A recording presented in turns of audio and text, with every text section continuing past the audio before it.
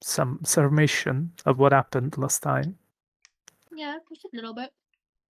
I'm guessing you both probably forgot a few things, but I we don't. mainly had the trial, if you recall that. You guys have been absolved of any wrongdoings, with Samir taking the blame for the death of one of the bandits. So cool. Well, you Actually, so certainly kind of spun that in the right direction and managed to make both the axe that was serving as judge and the magistrate side with you guys. And separately, Ibasad actually was judged and tried by the noble inside the tower. You don't know exactly how it went, but when he came out, it was a free man. So presumably, it went well as well. He also was absolved. You guys met and had a little chat in the tavern where you came to learn a few things about what had happened.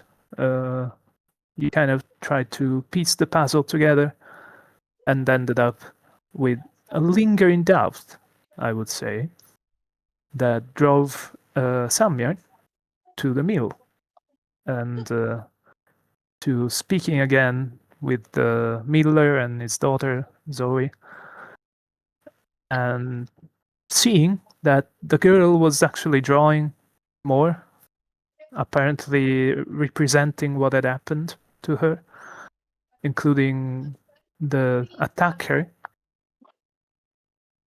And this time it was a detailed, well, relatively detailed image of this large fellow picking apples from trees, presumably from an orchard, which prompted Samir to go and investigate said orchard because he remembered distinctly when he arrived in Torspila, there was quite a corpulent and large fellow working the orchard, and he put two and two together and figured that probably that was the guy that attacked Zoe, the same he had seen when he first arrived.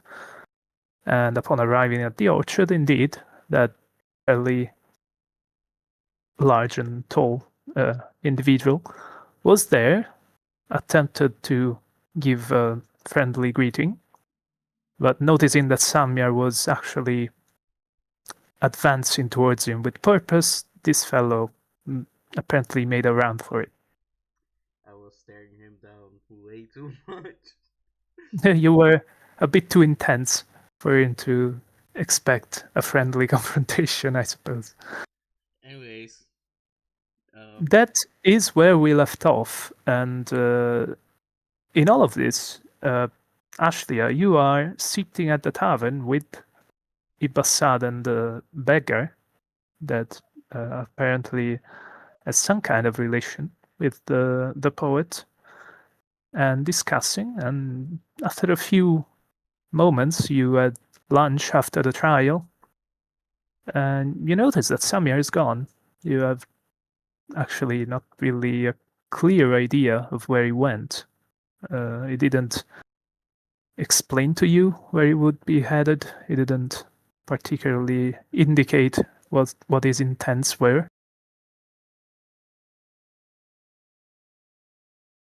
Ashlia has managed to more or less track down where Samir might have gone, and she is at the mill currently, and has figured out that you most likely went across the road to the orchard for whatever reason.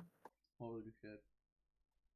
However, so when we left off, as you recall, the individual that you had tracked down towards the orchard decided to make a run for it, and he's running away. And last time you mentioned that you would give chase. So let's say, let us see how well you managed to give chase. Nicely. Good job. Jesus Christ. Oh my god. Hold on. What the fuck? Oh yeah, Oh, I'm so cool. what do you want to Just do with that down. 19? I might stand. Okay, let's see what happens to our fellow.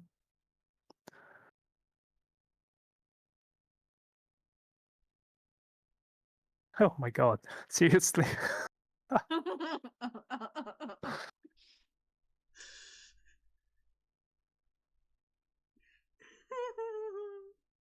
Okay, finally. So,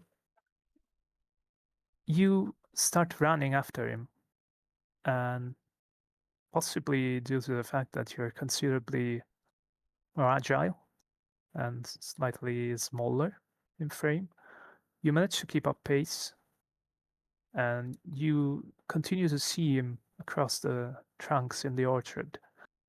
And you know where he is, you continue to follow him. At some point, you're running, you get past the last tree trunk where you saw him, and there's nowhere else to be found. You see that this orchard is fairly well organized, with uh, trees being spaced with quite some precision and kept clean of underbrush, so you only have some well tended grass and these apple trees. So there's not much that should impede your vision, and yet you can't seem to find where he might have continued his escape. And so you start to listen and try to focus and look around. You don't hear the thumping of his running footsteps anymore. You are positive that he stopped somewhere, possibly somewhere you passed already. So you slow down and you look about, try to come back a few paces and look, but there's nothing, and there is this mounting panic with the notion that he might have just vanished, got away somehow. And as you were there, just quite feverishly uh, looking and trying to understand where the hell this guy went, you even try to look at the traces that he left, the grass that he has moved and flattened. As you're doing, you notice that Ashlia is coming over from the road. And Ashlia, you see that this scene that seems a little out of place in a sense. You see that Samir was running, definitely quite intently, even sprinting. And you just about saw in the midst of the trees another figure running away, so presumably escaping from Samir. At some point, you also lost track of the second individual, but you moved closer towards Samir, and at some point, you catch up to him as he's just looking down on the ground and actively searching for something. Quite concerned, he seems. He looks troubled. No, wait. I'm gonna creep up to Samir and just be like, "Boo, what's up?" Give, What the fuck is wrong with you? give him a flat out heart attack just by virtue of the fact that he's very tense and looking about, and at some point, your voice out of nowhere, "Hey!" And it's just you see that Samir basically jumps out of his skin and turns to you with eyes wide, like, "What the hell are you doing?" Oh, excuse me. What the Jesus. Q 1,000 yard stare, basically. Oh, okay. Dude. I'm just. I asked Samir. Sorry, but hey, I followed you here. So hey, what's up? I saw you. I noticed that you were kind of like I guess very focused on something. Shh. He can still Sorry for be the scare. around. Silence. um, we should go to the main road. We should The get out main. of the trees, maybe. Um, I I'll explain. mean, I'm gonna shit we Actually, my can. you pants. definitely saw him chase somebody. Oh Somebody yeah, pretty large also. I'm gonna shit I my did. pants. I noticed. I noticed the figure, and I assume you were chasing that person or whatever it is. Um, Yeah. why are you after this person? I just for security, I look quickly over my shoulder and then say, "Dude, he is that guy. What? He's that guy. He's That Bigfoot. guy? The Bigfooted guy. Big food guy? Oh, food. Oh my Bigfoot. It's big. Bigfoot, dude. Dude. Okay, the big feet guy. So what do you mean by big feet guy? Um, you remember Zoe? Yeah, I was just by the Miller's place just a few minutes ago. Thank God. It was a guy who left his footprints. Trust me. Is it a bad guy? Yes! Yes, he's a bad guy! Anyway. Okay.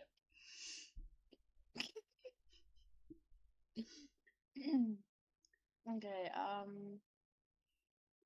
Okay. so there's a bad guy you're after, and I'm not sure why, but I guess I could help.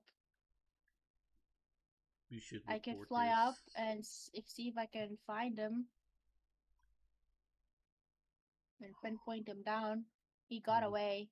no, we can't find him right now, dude. What I what wasn't what do you mean thinking. we can't find him? I wasn't What do thinking. you He's mean? fucking huge, dude. Well, if he's huge, we can find him. If I fly up high enough, I can pinpoint him.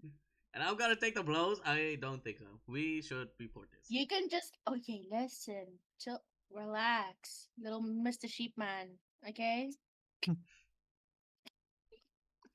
We should okay. report this first and foremost. No, I think we should find this guy and catch him and then bring him back Why? Why? because I said so.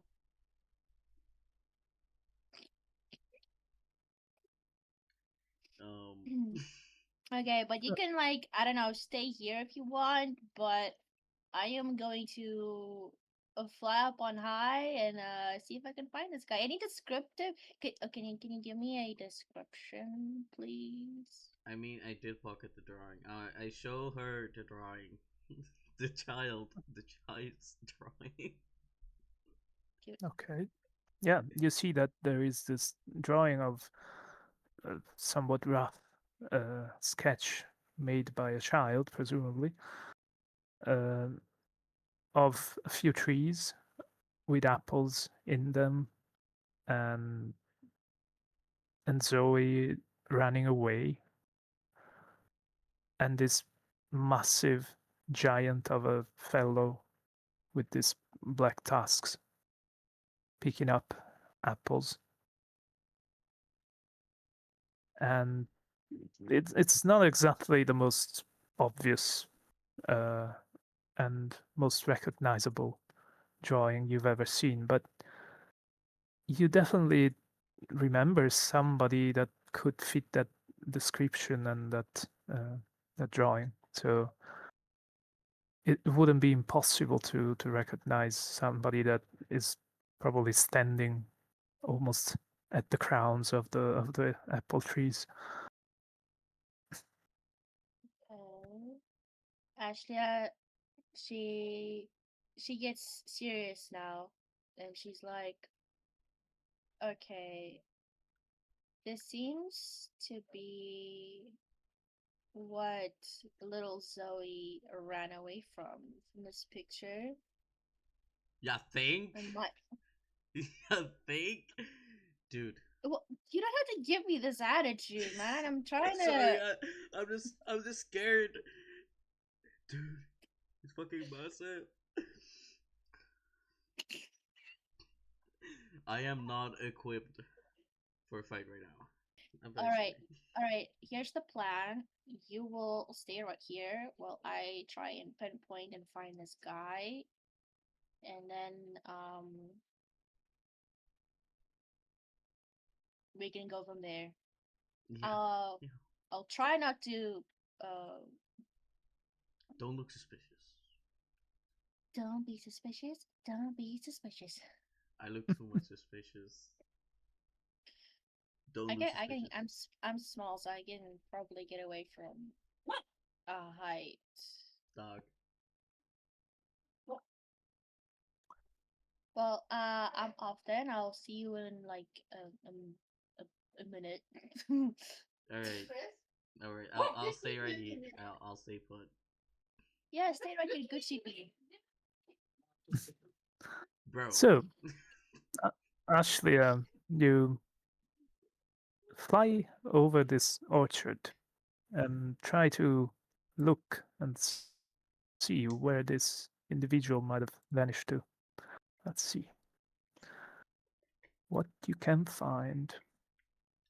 Give me the cards. Oh yeah. Let's see. Oh, okay. Hmm. How would you How? like to develop What? this hand? You sound so evil right now. What the fuck? I'm scared.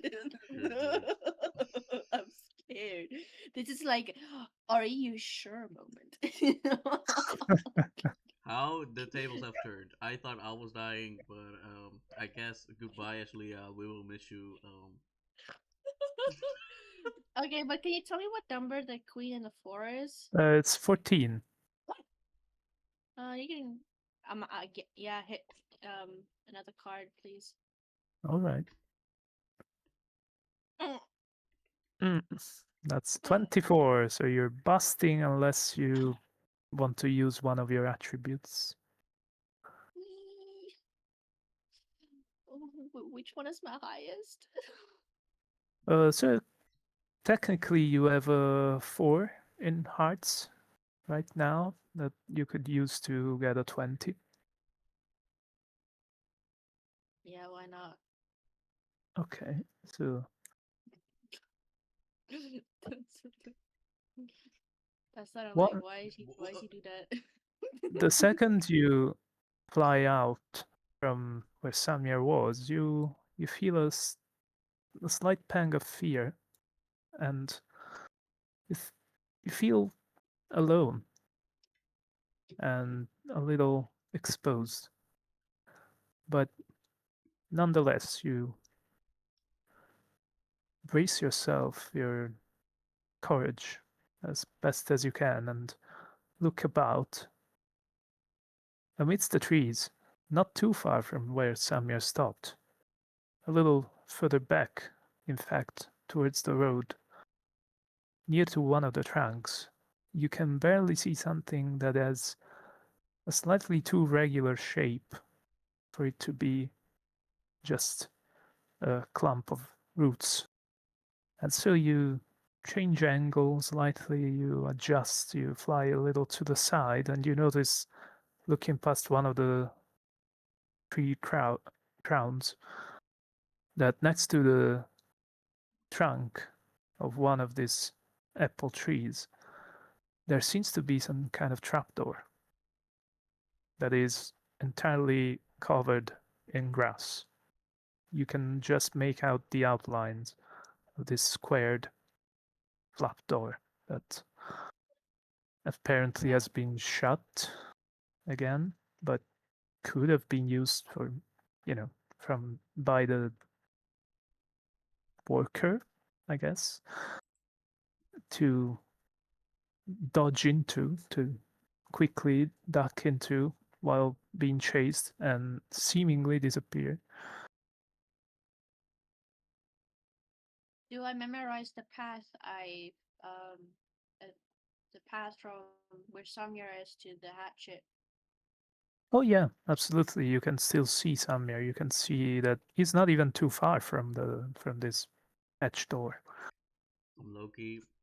I'm just looking at you, 1,000 yards, yards there. Um, about to shit my pants, basically. What is wrong with you? Do you find it? Anyways, I fly back down to Samir and I tell him that I found a hatchet not actually too far away from him, and I point towards the direction, and I grab his arm and I just sort I don't know attempt to drag. I mean, a tiny body compared to a big sheep. We should burn it. So Burn it. Samir, as she accompanies you, you see that under one of the apple trees there is this sort of trapdoor, well disguised amidst the grass, and well, it doesn't seem to have any handle, any openings, but it's definitely a square shape that is sticking out a bit in the grass. I dead man turn to Ashley, and I go like, we should burn it. I We said we should break it down, bash it in. we should throw a torch down there and burn it. Do you have a torch? I don't know one. No, we don't. Wait, I have one idea. I could get a stick. Well, a big stick. Um, big as I can find, and I guess put it a put put it a flame, and I guess we'd find a way to open this hatchet and throw it down there like a Molotov.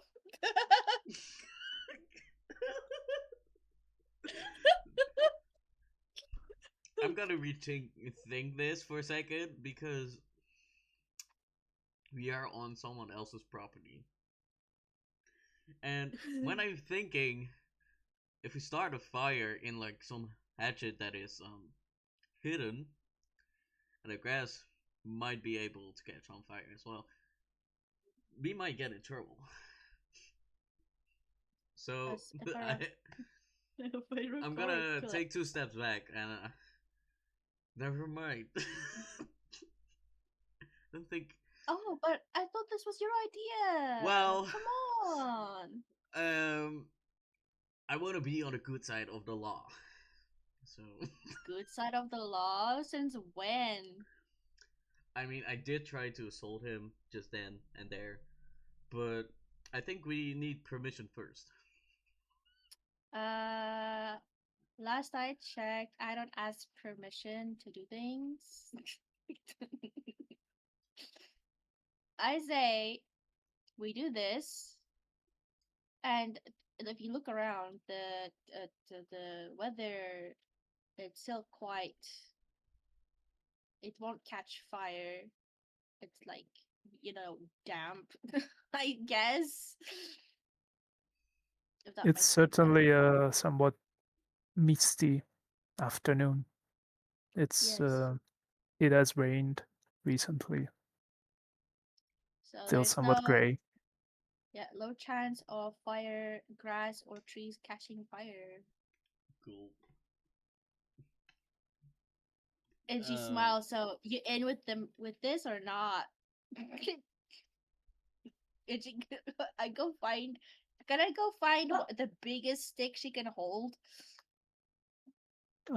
Well, you can definitely look amidst the orchard and stumble upon maybe a somewhat more dry branch amidst the trees that you could probably snap and use for that purpose. Obviously, Samir, you as you observe Ashley are doing this, you think to yourself, whatever is that we are going to do, we might want to do it very quickly because obviously this individual Highly illegal. that is acting in a very suspicious manner, very guilty manner, now knows that he has been discovered, most likely, and so you don't know exactly what he might do. By peer pressure, might I add. We're gonna fucking do it. How are we gonna light a fire? Let me think. You literally have a fairy that can murmur, bro. So, I'm gonna Ashley, stand.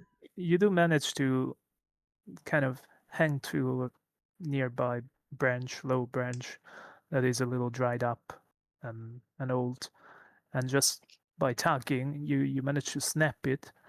It's fairly heavy, but you're fairly also confident that it would catch fire rapidly if necessary. Obviously, now you're also faced with the notion of having to open this hatch door somehow. And as I mentioned, it doesn't seem to have any apparent handle or lever or anything to actually pull it up. It's Okay. almost flush with the ground. You can see the lines separating it, and they're actively covered with grass and dirt. But you think you either need to use some leverage to lift it, or maybe there's some other different mechanism. Can I try? Wait, how strong is Samyar? Well, Samir is generally, normally somewhat strong-ish. Is not definitely not the most out of shape individual you've ever seen, but Hell is currently yeah! quite is also currently quite spent, having been wounded, having been through it. Let's say having had a couple of confrontations. He looks a little winded. I'm gonna use physics. Oh, okay. That goes.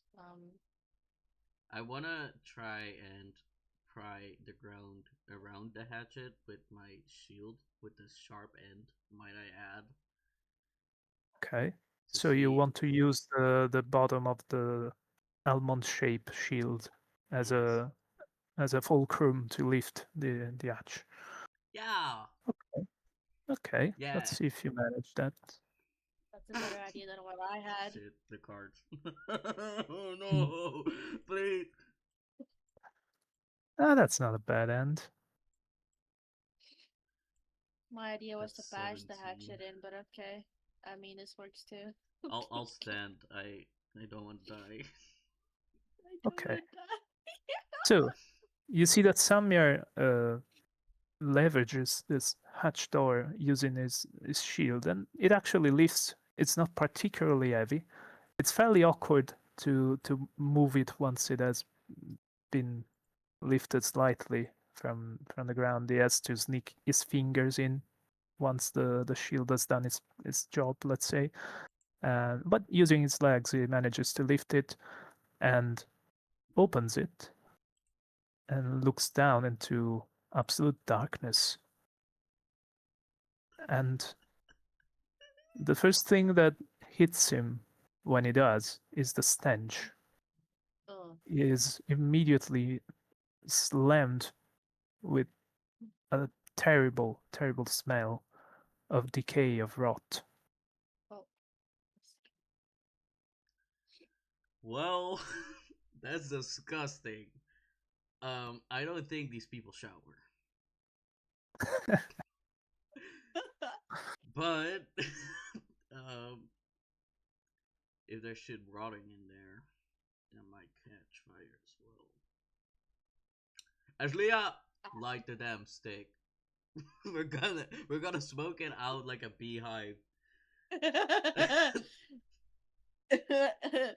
um, can I? It's just a small slight murmur to put this stick on fire. Okay, let's see what happens when you murmur. I I sincerely pray to God that there is no ace because you know you can only use another ace to change the hand. So let's hope it never comes to that. Don't jinx it. Hmm. Oh goody me! What's this? 6, 2, and whatever the fuck that number is. That's 18. So you're in the clear. You managed to murmur without incidents apparent. You lean down upon this large, dried up branch and start to murmur. Close your eyes tightly. You hear this little buzzing, this tension, and you feel the reverberation with the surrounding material. And you manage to attune to the wood, and you see it smolder just in a matter of seconds. And soon it does light up with a fire. I hold it up and I say, "I present stick on fire," and I Throw jump. it And in. no, I'm not gonna throw it in anymore. Why? Throw it in, I jump please. into the hatchet with my fire stick. With your fiery branch. Yes. You raise this fairly large dry branch that is starting to fire up quite significantly, and you don't know how well it will be contained once it catches properly, but it does emit enough light for you to venture into this trapdoor in the orchard. Yippee. And you also are immediately just overwhelmed with the smell. Uh, Down there, you see that there is this sort of natural, uh, well, sort of stairway that has been carved into dirt and earth. It's not something that has been necessarily altered past a few rough cuts to make it look like some sort of steps. Uh, but as soon as you disturb this uh, strange place under the earth uh, with fire, you hear the squeaking of bats that begin to flutter about against the roof of this sort of tunnel, seemingly. Again, the stench is very unpleasant, quite overwhelming, and the ground just below you that you almost struggle to put your feet on and try to kind of keep yourself afloat to avoid doing so. You see that it's full of uh, cockroaches and worms and all sort of insects dancing about and creating almost a carpet of living things moving. My Something hair gotta is standing burn. up just hearing that. That's just so disgusting. What the fuck? Something has to burn, and it's gonna be those insects first of all. You, Samir, see a few of these bats kind of uh, alerted and flying out of this trapdoor after Ashlia has jumped in, and you see the light that a burning branch is projecting.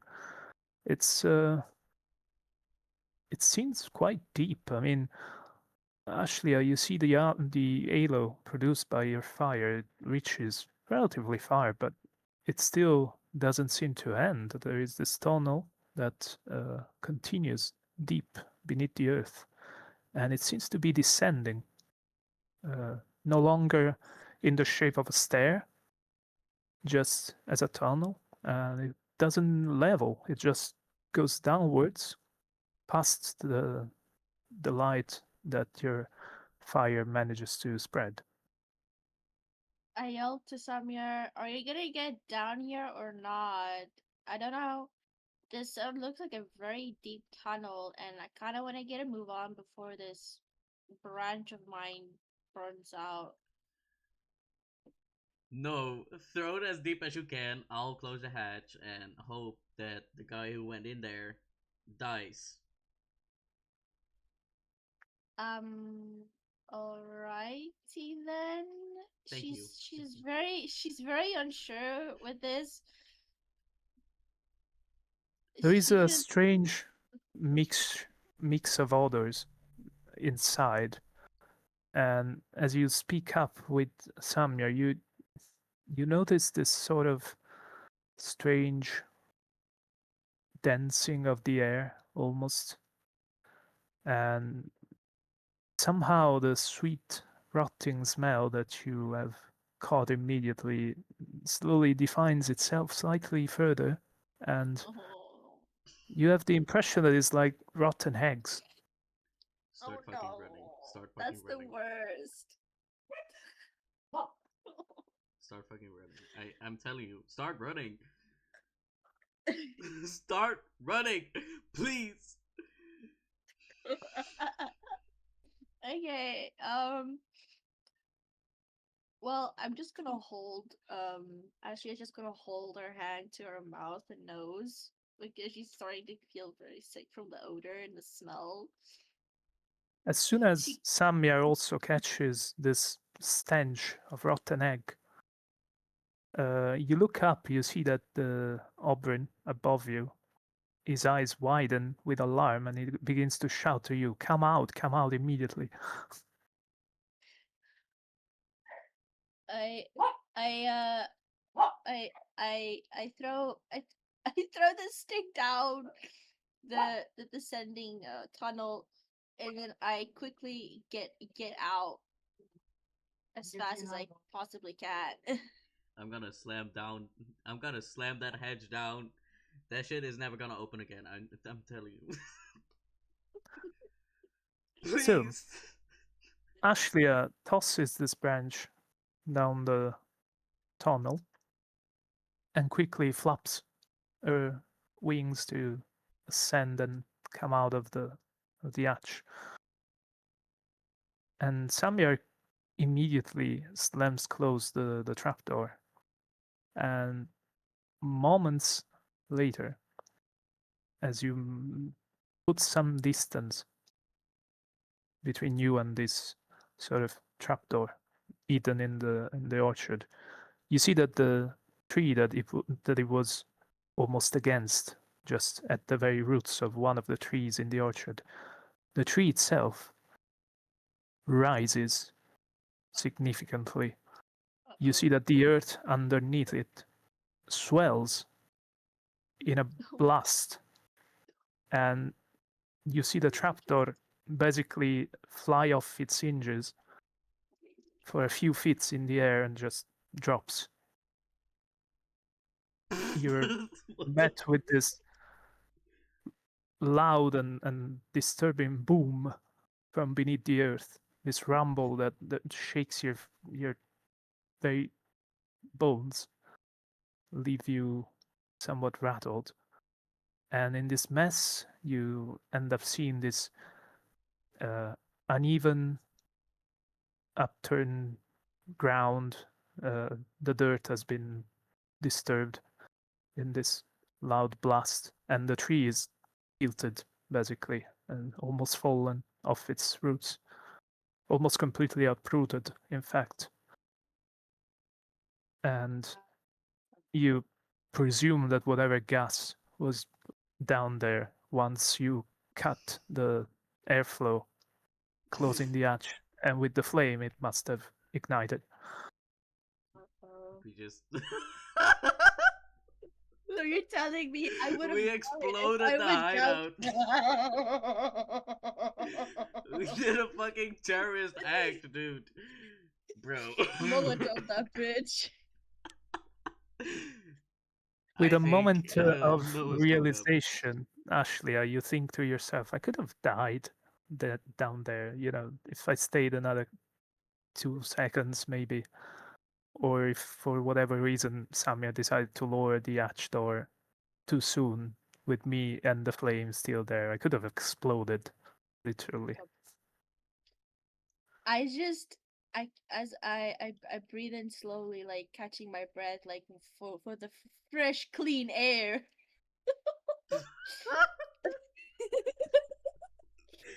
And No. I'm slightly scared, and just the thought of me potentially I potentially could have died. And I look at Samuel and I'm like, Mr. Sheepman, I think we fucked up. I don't think so. I think um I think whoever was doing evil plans down there certainly died. So I think that's a win. Well, I hope so. I mean, I don't know if there's yeah, but about this tree, damn. The scene that remains is this caved in portion of grassland, basically. And you see through it that it is hollow, that there's definitely a tunnel beneath it. And you see this tree that has been uprooted and is almost fallen on the side of its crown. And the roots are actually smoldering with the flaming blast that has shook them. And you see that below there, this tunnel apparently goes much deeper now that some of the rather cold rays of sunlight of this chilly winter afternoon begin to shine down inside. You wanna go down and check? No, I think we should run back to Spila. We just blowed up an orchid. We just blow up an orchid. We should we I should don't leave this here. think we should. Yeah. Well, as curious as I am about this tunnel, I think we should. I think leave as soon as possible. Can I cast? Wait, can I put a light speed? Give him extra speed, like he runs faster, so I can. So he can get the Bolting fuck back out. towards Spila to not seem suspicious. I love it.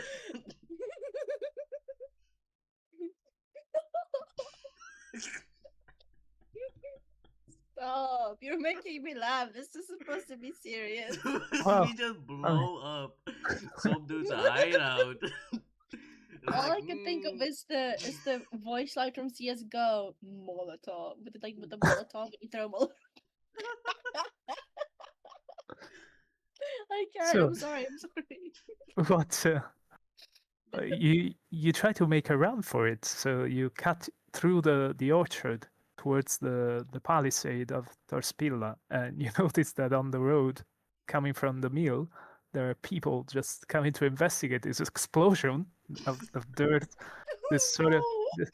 this kind of geyser of dirt that emerged from across the road, and they're probably going and check. And you avoid the curious crowd and are running Okay. towards Torspilla and running back towards the palisade. What can I After a say? while, you The fireworks came early. apparently We didn't even smoke it out. We just blew it up. That's crazy. Um. Anyways, we need to so try. you make it to the palisade. You enter and you see that there is quite the commotion happening in the main square, and you notice that there are people that are looking amongst themselves and talking quite hurriedly, and apparently have quite the look of concern on their gazes. And you see that there is the axe. You can immediately spot him amidst the crowd due to his rather sizable head in the shape of a sort of axe blade that is rushing towards the tower. And you see that the militiamen are somewhat attempting to calm the crowd. You see even Mary emerging from the side from the inn door and looking from the door frame. And as she spots you coming back into the palisade, she says, "Oh, that somebody fell from the tower." She says, What?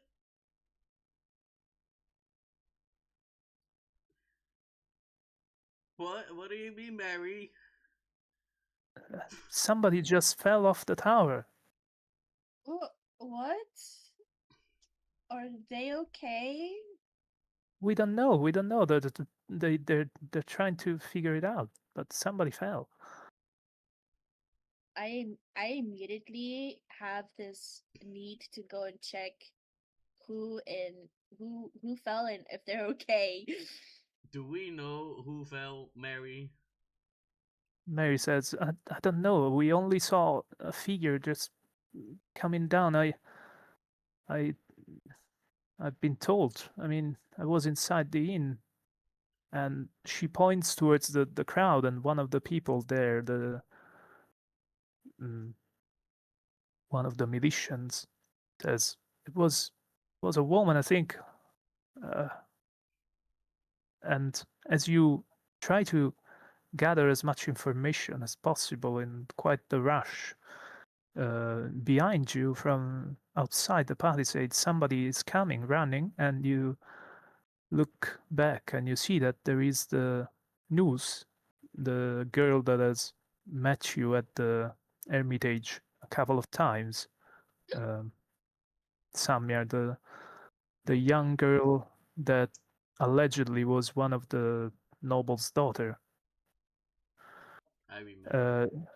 She comes running, and as you see Ashlia, you've never met this young woman. She's part Sudes and part Sibar, so she has these lines, these stripes that are very cat-like, and yet has the snout of a Sudes, pretty much, and this heavy, large rope in the knotted as a noose around her neck, with simple canvas robes. Sorry. She arrives running and says, "My mother, my mother." Oh, wait, is that That's a. I try wait, is she like running past me or can I try and stop her and be like, is that your mother? She stops when you speak to her. She says, I think he killed her. He?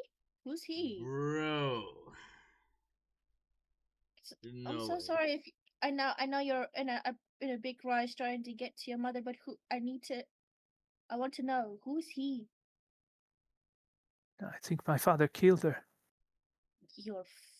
She's shocked, like visibly shocked, As you're wondering there why in would the crowd past you, essentially in the square, is starting to disperse. There is some manner of indifference, almost like, yeah, whatever. Somebody fell off the tower. That's an accident. But Tancred, the magistrate, eventually spots you and comes by and says, "Well, what, Amita? What are you doing here?" He says, addressing this young girl, and she says, "Somebody came to the Hermitage and told me that my mother fell off the tower. I don't think she fell. I don't think she jumped. I think she was thrown down." I'm gonna frown. I This am is Well, I'm gonna not. This is not amusing. This is so serious. you see that I Tancred is also quite concerned and says, "But we we don't know yet. It happened a moment ago. We're going to investigate. I sent Serge to speak to Reinhardt and find out what happened." I mean, And I you see that you see that Amita, the young girl, is visibly upset at this and says, "Serge has always been on the side of Reinhardt. You cannot trust him to investigate this." I immediately approach Tancred, and I'm like very serious. Yes, very very serious. Well, I do in want to quickly character, mention this yes. situation is totally amazing, so no one thinks we've blown up that hatchet. Just saying. This is Nobody noticed the amazing. explosion. They were all Nobody too cared distracted about that by, explosion. by Well, the person jumping off the tower. I mean, I oh my it's god. it's quite the distraction. Mm, Yeah, definitely. quite the distraction. So convenient. Oh, yeah, it's almost like it's connected in some way. Okay, Okay. okay, Lauren, Okay. we get it. Lord drop. Okay, anyways. Okay, so just imagine this this small this small fairy just he's probably bigger than her. Obviously, she's like Yeah, child yeah, sized. is So she's pretty just angry. large. She's like serious and gets angry, and she's like, whoever just sending someone to investigate, that's no use. How about I go and go there myself? Uh, all Um, right, you'll meet. There, I sent Anselm and Mark to see what happened. You should find them there next to the tower. okay, got it. So you see that Amita stays with Tancred and insists that, and even accuses him and says, "You're just in on it, together with my father and that corrupt axe." And in the meantime, you go and see that there are the two men of the militia that are hurrying towards the tower. Uh, you catch up on them. You recognize the Sudas that has been appointed as your lawyer previously, and the Seabard that serves as the surgeon here in the town. They're both armed for their shift as militians, and they both wear armor and carry weapon, and they're going steadily at a fast pace towards the tower. You see the stables to the side, the Smith's home just behind the the building, and you notice that opposite the stable, where there was the little hut with the falcons, tended by one of the servants of the noble, that presumably was Mary's former partner.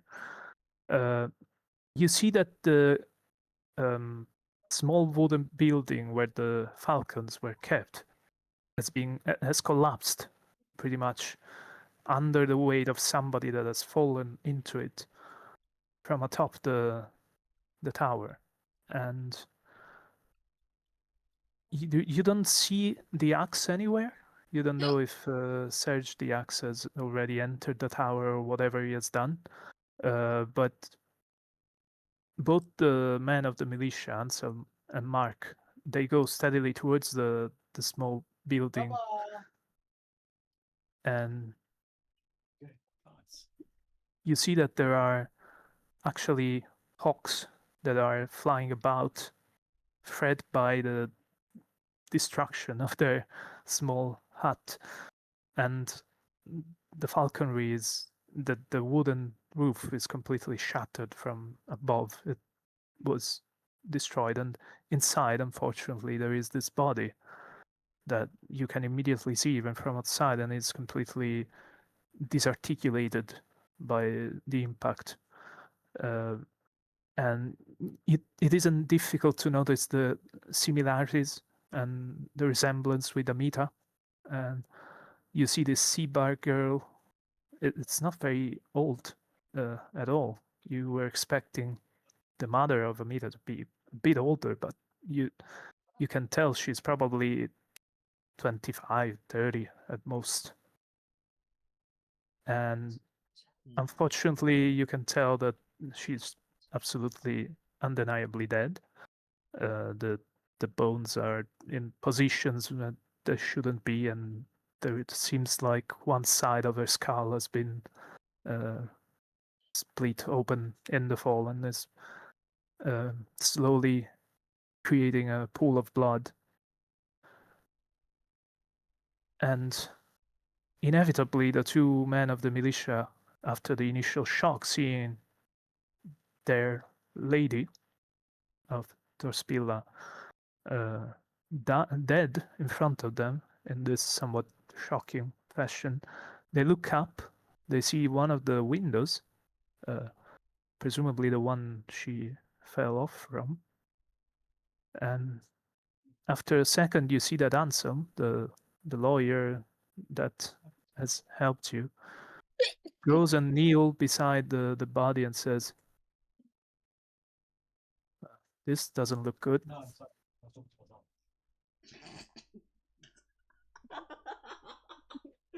Well, hmm. I Okay, agree, Hazel. I don't think this looks good. After a second, he picks up something and shows it to you both, and you see that it is a shard of glass. a shard of glass.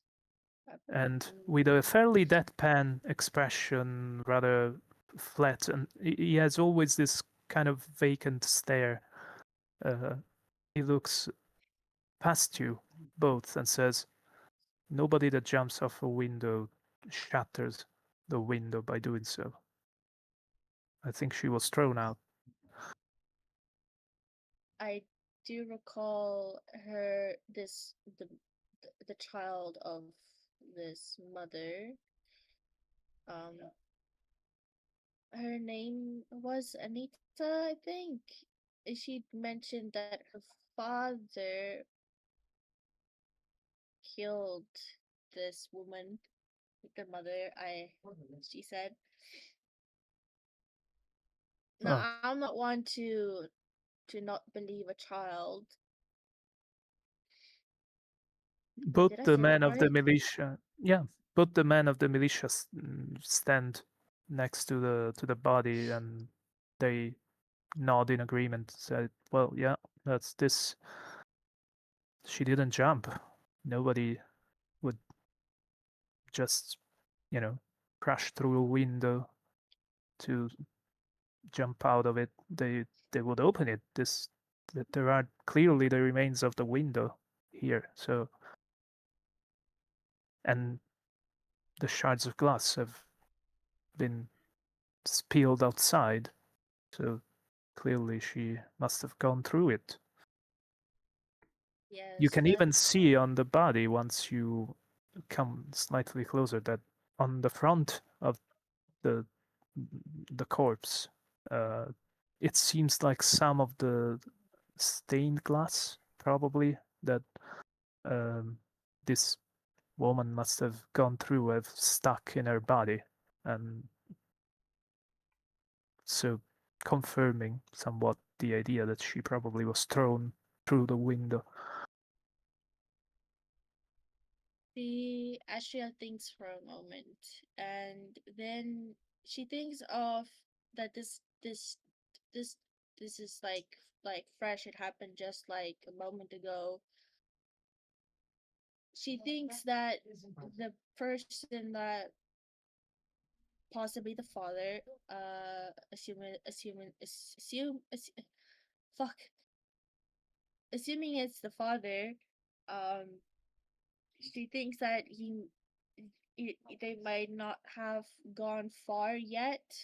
Is there any possibility to track to track it down the from uh I don't know how far up the window is. You figure that the window must be some, I guess, 60 feet off the ground. say like almost 20 meters.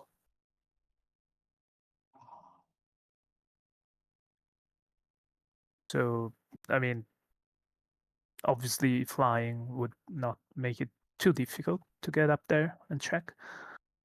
But you see that both Ansem and Mark, once they exchange a glance of confirmation, they look upon each other, they look down at the body, they see what had happened, and they're fairly convinced, and they both just draw their swords and go towards the entrance of the tower. You know that the tower has this side stair outside of the wall that leads to the main entrance, that is not flush with the rest of the road, essentially.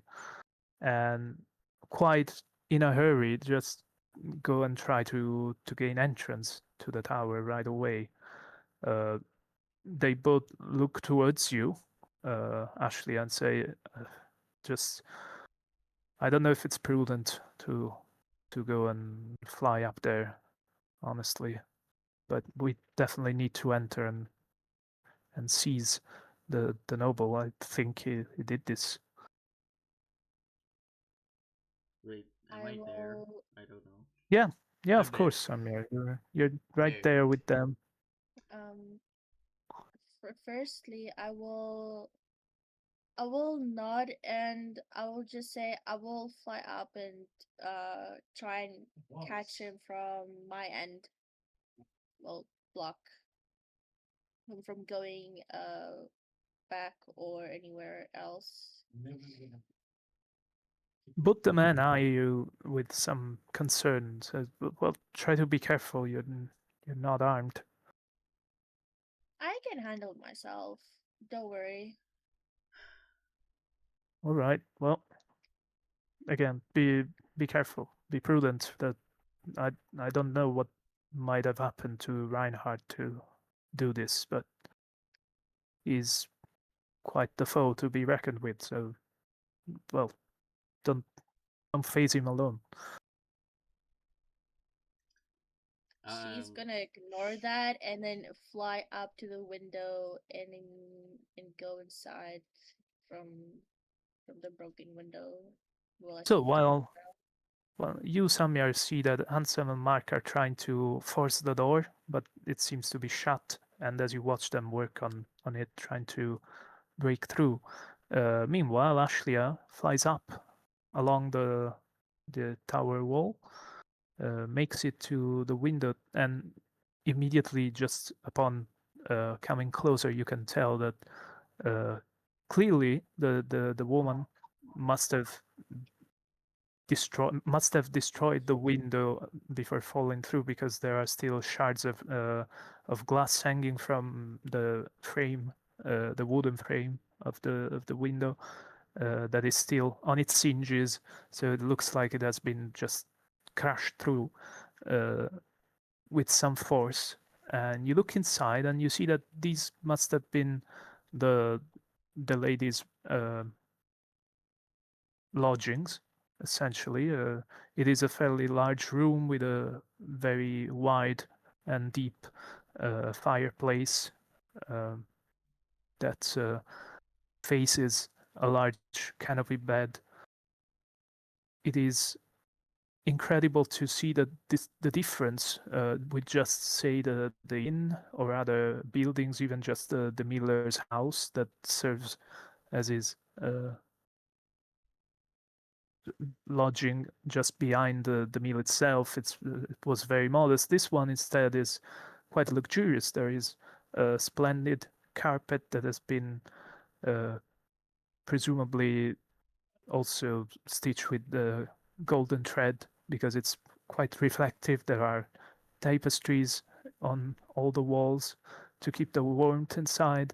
There is a large chest with very lush decorations and colorful scenes being painted on it. It's a lady's room, essentially, and you see immediately inside that it is locked. Presumably, you see that the door that would connect to the rest of the tower has been closed. once you enter and start to look around, you see that there is no traces of glass directly inside. So again, giving credit to the idea that probably the victim was pushed out through the window. There is no other immediate sign of commotion or confrontations that you can see. I mean, the large carpet that rests close to the window has been tilted slightly. Uh, its corner has been folded. Maybe somebody just stepped over it in a rush. But other than that, it seems like it's perfectly orderly as the ladies' room would presumably be normally.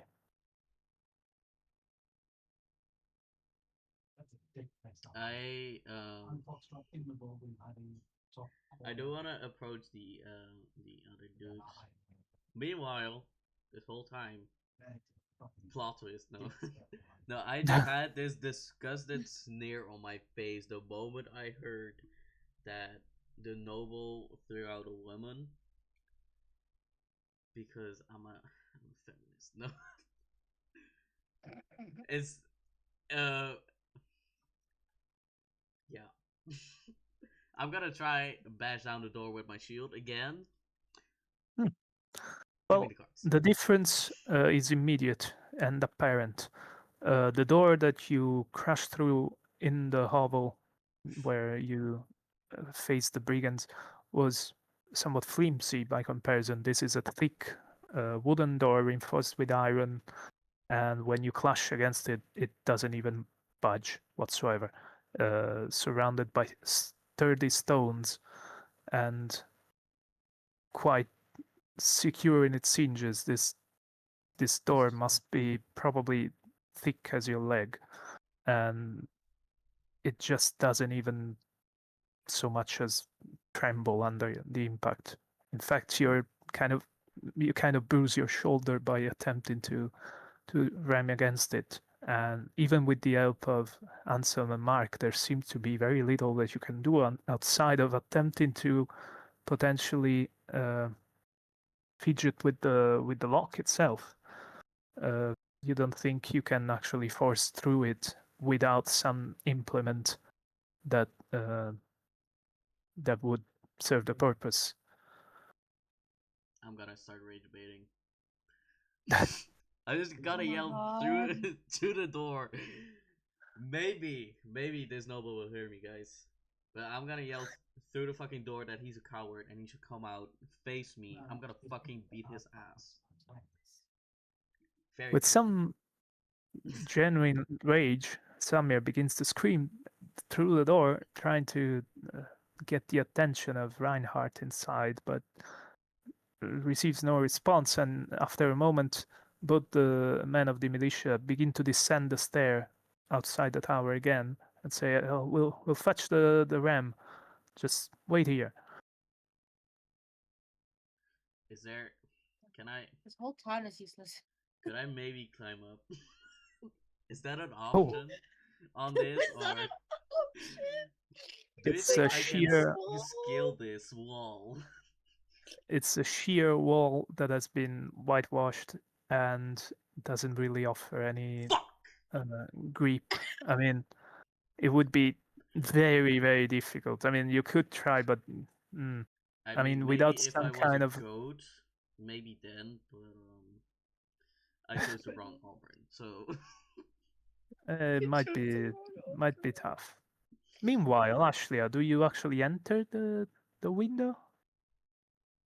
Yes, I enter the window and I will if I remember you said that the room door is closed, locked. Yeah.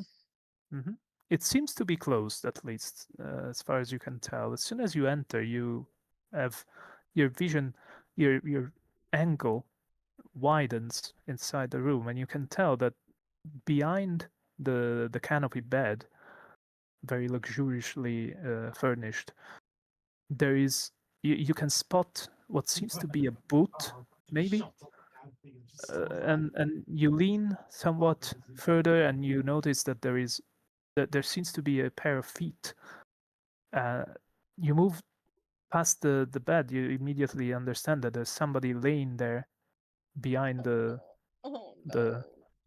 the bed, and what you effectively end up seeing is this.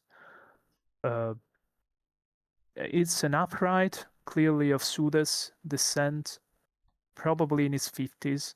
Uh, he has quite bright eyes and long pointed ears, dark brown fur that effectively forms a crest over his skull and has two very bushy sideburns. And he has a straight, prominent snout, sided by very large white tusks.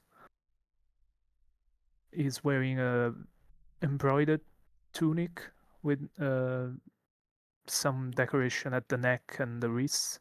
Very tightly fitted, pattern oozes. Is looks very richly dressed.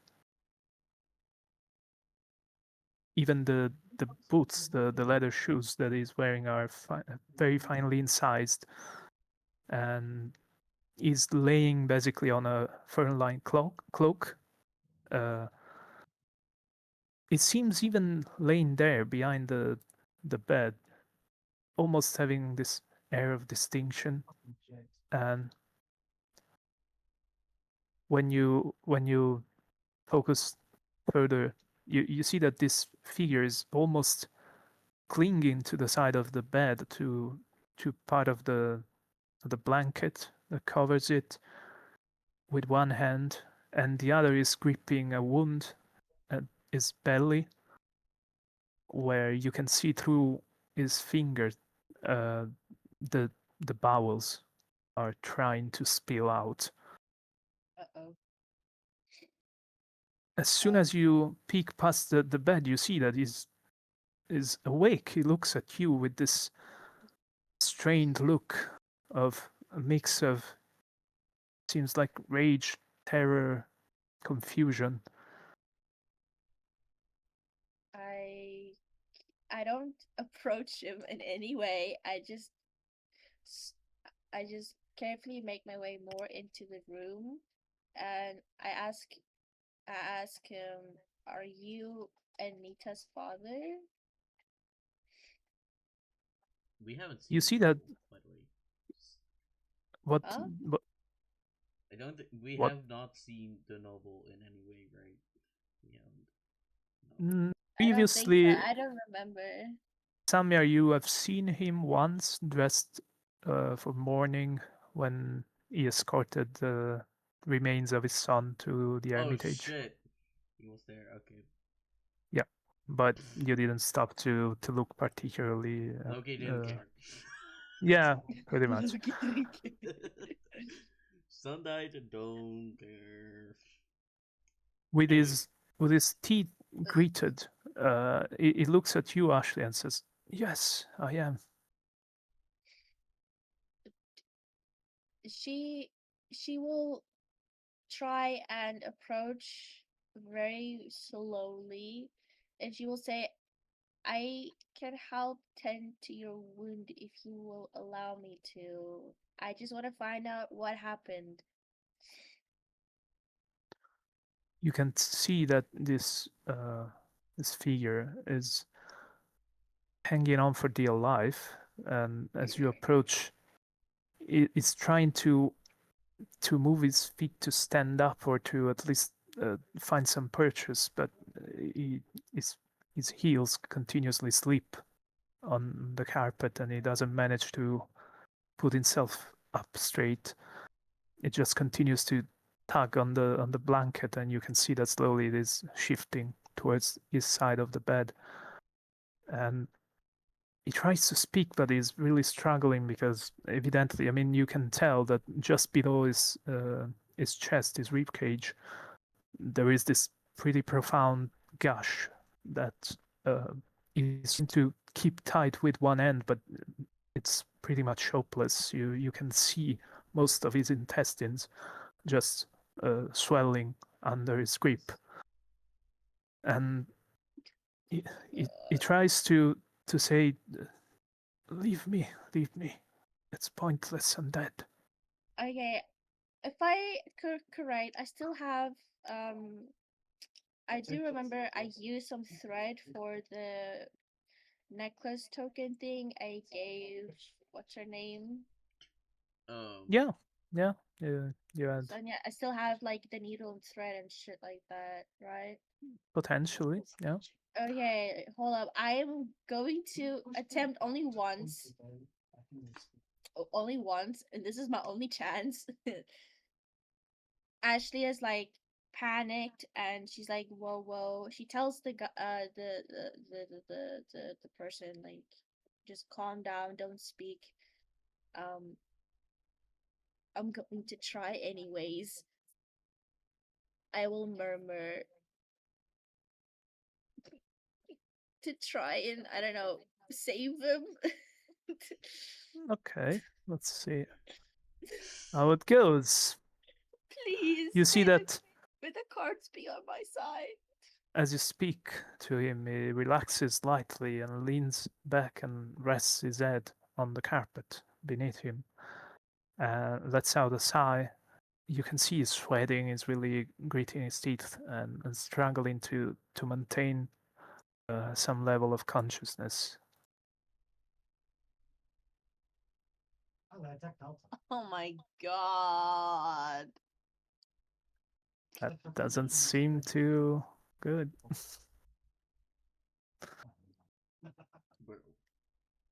Unfortunately, unless you want to alter that you some gambled way, too hard. What can I even sacrifice at this point? you could use your wits. You still have your full amount of the attributes. You Wait, could so subtract 6 and thus make it to 18 and succeed. Otherwise, you're busted and couldn't quite find the right vibration, let's say. Remember about but being possessed. Remember. Remember. this is why I said this is Please. not one. I can't. I use. Okay, use my wit to subtract. Okay. I'm So sacrificing so much today, Jesus.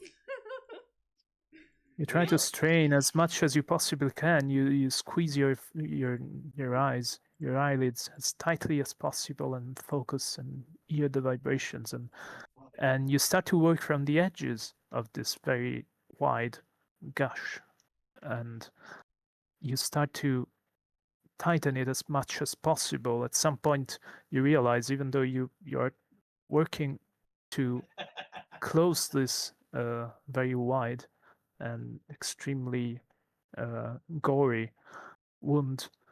At some point, you realize the pressure of the guts that is attempting to swell and spill from this wound is too great for you to actually close it properly. At some point, you actually have to put some pressure on them to squeeze them back in and continue to work on the various layers of tissue that has been cut open. You as you operate focusing using your murmur as effectively as you possibly can, it doesn't take very long for you to realize that this was a wound inflicted with a very sharp weapon, probably a fairly large one as well, most likely a sword or some such. And you do a, you do your best. You succeed at least in preventing the immediate death of this individual uh, and contain partially the the guts that were attempting to fall out of the wound. Uh, you notice though now that you're working on this fellow uh, and have managed to stop the bleeding at least that he has lost a lot of blood already. That he's resting in quite a wide pool and the carpet beneath him. Initially, you thought it was this deep red burgundy color, and it's actually not. It's deeply soaked in his blood. She gets very sick, noticing all the blood. Not like vomit sick, but like nauseous sick.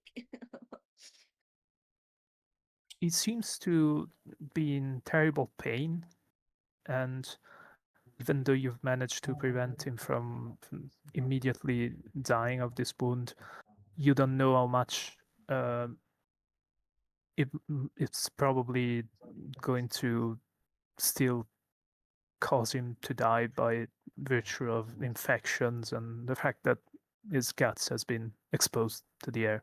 Not a good thing at all. Um, but you notice that he's starting to breathe a little more regularly, and especially that his jaw is less tense after your intervention. And he opens his eyes again. He has these very bright, almost yellow eyes. He says, "Thank you, whatever your purpose is, whoever you are, thank you." I just tried my best. I just I'm sorry, but I know this is a lot, but I really need to know what happened. Y- You, I assume it's in your Reinhardt or oh He yeah, that, nods. sorry, dumb. Sorry, that's a dumb question. He says, "Yes, I am Reinhardt. I'm So the you're not Baron." the Baron. You're not the one that killed Anita, the mother. He says the name, you presume, of the woman that you saw down below the tower. Says, "Anya, my spouse. No, I didn't kill her. It was my What? son." Your son? Wait, but does she? Okay, does Ashley remember? w- Does she know that they? Is this the son that they brought back? Like the people that we met at the beginning. How many sons he have? Yeah, Basically. well, who knows? I mean, of Fuck. course, Wait, you how know that many sons? one of his sons was killed during the Sacred March and was brought back by Guinevere. You don't know if he has other sons. He's saying that one of his son killed Anya, his spouse. She she frantically is like, but wasn't your son killed? Do you have any other other sons? You see that he's trying to breathe in, and he says, "My bastard child, Raymond, the one that works the orchard. He came and he was mad with rage. He wounded me and threw my spouse out of the window." Hold on, I'm Okay. quickly searching up bastard child meaning. Because I Bastard child forgot. is somebody that has been born out of wedlock, basically. Basically illegitimate child. Yeah, Okay. exactly. Yeah, Does he gooned with another woman? essentially, yeah, it Basically. probably has left with somebody else. You okay, if I get this right, you have another son with another woman and this so wait, he could have come for revenge, do you know if that's possible? I think he's trying to free his mother. Or is his mother in danger? You see that his eyes go wide and he says, "Dangerous. She's dangerous. Yes." She is dangerous? Okay. Um, I have no further questions. I just um I don't know. She looks around, wondering how she's going to get him down quick enough. You see that his eyes are growing more and more vacant. He seems to be increasingly out of it. And you hear him mumbling something coherent, and slowly you have the impression that he's passing out. I tell him, don't don't pass out. Not yet. I'm very panicked. She Throw him out starts the to window. frown. I'll catch him. Okay, wait. Okay, wait. This is Wait, this is boy, wait, we're so hold smart wait. today. Wait, hold up. I yell. Okay, wait. I run to the window and I yell out for. Can somebody hear me from that height? Of course, if you I yell loud don't enough. know. Look No, Yeah, how I'm big my ears tiny. are. yeah, I'm no, tiny. it would probably hear you. Yes. Okay, so I yell out for Samir to just stand below the window. I'm going to attempt to throw a man down at him. Throw him, Got to be man! very. You are fairly positive that uh, this fellow must weigh almost 100 kilograms. She's going to try anyways. You're pretty confident that that amount of weight falling for 20 meters would destroy Samir, like pulverize him, pretty Oh my much. god, okay, that's a bad idea. Never mind. But we don't want to kill Samir. Wait, can I Like even ask for assuming, 8? Can I ask for 8? even assuming he would manage to catch him, you're probably you're confident he would just crush him entirely, like destroy his arms and legs, and then just leave him a cripple or something. So. Youch. In the meantime, Samir, you hear that she's planning on throwing somebody down at you, and you think, no, that's not a good idea. That's I mean, gonna if pancake me. she's gonna do it, I'm gonna brace. I'm gonna brace. I'm gonna fucking call call Tancred and say, dude, stand at the other side. We're gonna catch somebody. You don't foresee a situation where you could effectively catch a falling body in a safe manner, unless maybe using a very large cloth and keeping it taut as much as possible to, you know, slow down the fall a little. But it's pretty hopeless. But in the meantime, you see that Anselm and Mark are coming back with this portable ram, this large, heavy, uh, essentially a wooden trunk that has been sharpened somewhat on one side, and they're coming towards the main entrance of the tower to attempt to batter down this large, reinforced door. And they look up, they see that Ashley is kind of leaning out and trying to and shouting and things about throwing down the noble. And and they say, no, wait there, wait, we're coming in. And asking Samir for help, or at least to stand back, they begin to ram this door with this somewhat heavy instrument, and you can see that the hinges and the lock are starting to tremble under the impact and starting to come loose. So it shouldn't be too long before they actually crash through. I'm gonna actually help them with the ramp because I'm gonna stop bracing and I'm just gonna take place at the ramp, dude. Like, oh, You this is immediately another good idea. I'm gonna do this. you you lend your hands to the effort. You stand beside Mark and begin to smash into this door as heavily as you can, and all three of you eventually just aiming at the lock where it seems a little more feeble, that it's starting to give. You bend whatever metal bar was holding this in place enough that it slips out of its lock and comes open with a slam. So you crash through, and all three of you with the momentum of your last impact against the door, you come inside the main entrance of the tower, and you immediately see that it is richly furnished with a large fireplace, a great table, probably a dining table, or somewhere where the local noble would hold this court.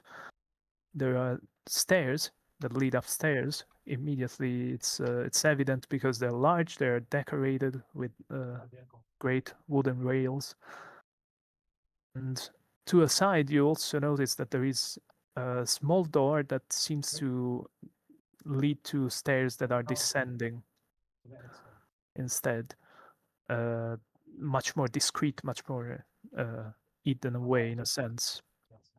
Otherwise, it is all quite richly furnished with tapestry and carpetry. And you notice immediately also that the ceiling of this large hall that serves as the main entrance is vaulted and rather elegant. So as soon as you burst through the door, you see that the two men of the militia drop the large battering ram and begin to run towards the stairs up to where they presume Ashley to be. And I presume Samir would follow us along to go and investigate. I mean, I am that type of righteous person now, I not? So. So all three of you make a run upstairs. You find this corridor, and you go to the side where you presume Ashlia to be. You find the room. You go and open the door, and it seems to be actually unlocked. So you just go and you open up, you enter, and you see the scene that Ashley has seen, but from the other side. Essentially, you see this corpse, almost this figure lying beside the bed with his guts almost spilled, and luckily now kind of stitched back together to some extent. You see Ashley near the window. You see this carpet grown thick and quite wet with the blood of this noble, and you see that the noble in the meantime has lost consciousness but seems to be breathing still. I go back to the. What is it again? I'm just gonna go back to Reinrad. What? What? What? I butchered the Reinhardt. name. Oh my god. Rain. I was like, what? My brain tweaked for a moment. I'm sorry. Reinhardt. Reinhardt. Yes.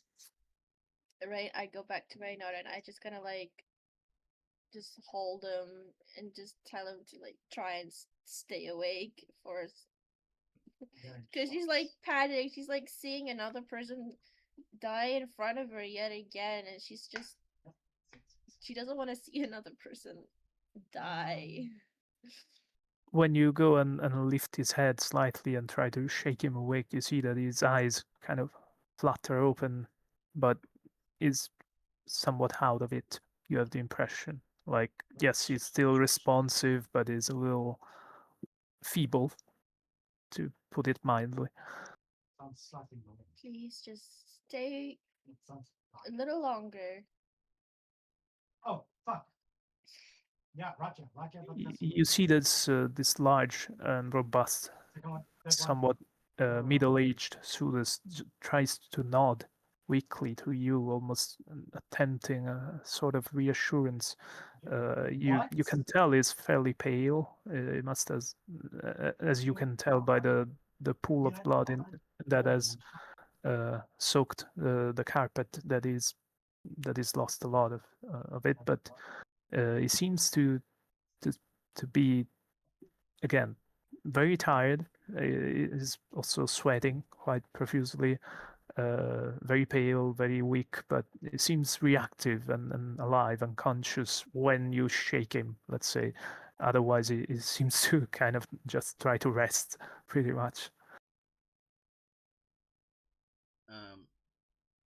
I want to run up to the body with Eslia. Well, to person since he's not dead yet. Yeah, he's still alive. Let's not call him a body yet. Hold on. He's still breathing. Alright. Um I'm gonna Yes. yell to I'm gonna go with Mark Yeah. to get some Mhm. actual healers in here. And What's the shade thrown at Ashley? What do you mean actually? not like shade, but more like someone else gotta do this. What do you mean I'm. actual healers? She just looks at Samyar and she's just like, "Could you have done a better job? Could you have done anything?" That's what I thought. Um You see that Mark, being the local surgeon, actually is immediately down on his knees beside the lane noble and oh yeah, ceases to you're right. feverishly look for a wound and looks up at Ashley and says, "Where is he wounded? What's happening?" There, Oh, he's alive. there Yay! was a. He was. There was a massive wound through like like slash wound through his body, and his guts were practically laying out. And he was, as you can see, there's a lot of blood. He immediately looks at you with some level of you couldn't tell immediately whether his eyes are lit with fear or admiration or surprise. Either ways, it looks at you with some mm, puzzlement and confusion, noticing that yes, his clothes have been cut and probably the skin underneath and the flesh, and now, thanks to your intervention, they are no longer slashed open. And so it seems a little suspicious and hesitant, but eventually just looks down at the Lion Noble, Reinhardt, and just you see that he fetches from his belt this little flask and helps the noble lift his head slightly and helps him drink. And he says, "Well, if the wound is closed, there's nothing much more we can do. If he's I lucky and pulls through, that's up to him now. He just needs to rest." I Well, if even if I bought just a little bit of extra time, she just Yes, looks down. Mark Just tells you we need to wait. If he gets a fever, it's likely that he'll going to die. But if he managed to live through the fever, it should be fine. I'm gonna divert uh, the attention away from this strange skin is closed, but he's still looking like he's dying situation. And I was gonna ask Ashley, what did he say? What he said? he's he's. It turns out that Reinhardt here, the the husband of the mother of Anita, he has a bastard son. It seems that did all this. And he said that the mother of this bastard son is dangerous or I, something I, like that. He started coming off as very incoherent. I wasn't going to push it further. I blink a few times at Ashley, and I'm debating if I should shake him to ask if he has any other heirs. Don't don't Samir, just don't leave him. I just I'm just debating. just don't, I mean, he looks man. fine, but at the same time he doesn't. But he looks fine, but he doesn't. Bro, there's literal a puddle of blood, bro. Are you Where did it come imagine? from? Where did it come from? There's no wound. Mm. I oh, you can go fuck yourself, bro. Like, yeah, like, oh my god, I'm just gonna keep up on this bed. I'm just gonna leave it alone.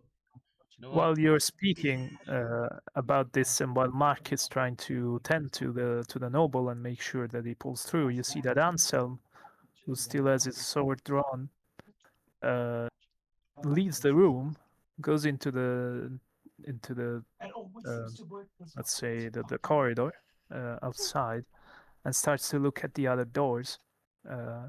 Seems to be searching because, as far as he heard from Ashlia, there might be somebody else out here that has attempted to kill the noble. So you see the other militiamen leave the room and go into the corridor as you speak.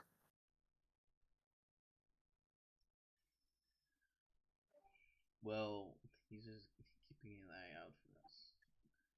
I'm not worried about that. I am going to proceed to leave throughout the window the way I came, leaving the Reinhardt to Mark and to go and inform the magistrate question mark. Yes. Yes, you Okay. said it right. Yes, it's not masturbate. Yay! You didn't fumble. Oh my god. I just say Tancred Happy days. because Yeah. I'm gonna say Okay, masturbate someday. so I fly as fast as I can to the magistrate. Is well once I find him. You Oh, you rapidly fly out of the window you came through. Initially, you go towards the main square. You see that the magistrate is still there, trying to confront the various crowd members and try to appease them. They're veritably quite concerned with what is happening. They effectively the crowd only saw two of the people of the militia go after the tower, leave after a while, come back with a battering ram and bash their way through. So they're all like, "What is going on? Why are you assaulting the our Baron's tower like that?" And he's trying to give explanations. When he sees you flying by, he says, "Oh, well, what else?" I'm bloodied, of course. Yeah. I didn't kill anyone, but yeah, there's blood over me. Anyways, I find him and I kind of like hastily land and I just very seriously tell him I need to speak to him aside alone to inform him of what occurred. You pull him aside, he follows you, he listens, and you give him an update of the events at the tower. In the meantime, Samir, after a few moments, that after Ashley has left the tower, you hear the other man of the militia that has left shout, "Mark, come here!" Oh, you guys are cooked. You see immediately that Ooh. the surgeon leaves Reinhardt and rushes through towards the corridor to where the voice came from. I mean, I'm low-key weak right now, so I'm gonna stay with the noble. Try to keep this guy awake, slapping it out of the cheek type of stuff. Um, dude, he's not gonna leave. Trust. His head is not gonna leave to heaven. Um, Okay, so you observe the other man of the militia. The surgeon just stands up, rushing, uh, wielding his sword as well as much as also Anselm was doing, and you hear a commotion from the corridor. You distinctly hear clashing of metal against metal, thudding, some grunting, voices that are muffled by the stone walls.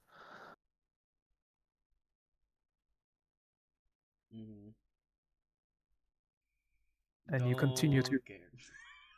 you're there trying to maintain Reinhardt awake as best as you can. You see that every now and again you have the impression that these fairly bright yellow eyes of the noble begin to gain a little more lucidity, and he focuses on you and says, "It was my fault. It was me." I raise my eyebrow. What What do you did mean? I just hear? I raise my eyebrow. What are you saying? What do As you mean, he what up? struggles to speak, and you have the impression that he has moments of focus alternating with moments of less clarity, I suppose, like in and out of it a bit. And when he actually seems more focused and doesn't just mumbles incoherently, he continues to say, "It was me, I did it. I did it. I wanted to be immortal." I am pissed. Oh my god.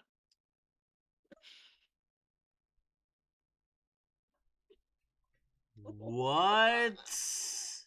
I'm gonna What? tweak the fuck out if Ashley finds out. You see that a feeble hand Wait, who reaches is up this guy? towards. This is the noble. Yeah, you see that he feebly reaches up to you and squeezes the padded harness on your chest. Says, "You have to kill her. Kill Tessa." Don't touch my tit. First of all. Second of all, who is Tessa, dude? Start being coherent. I can't.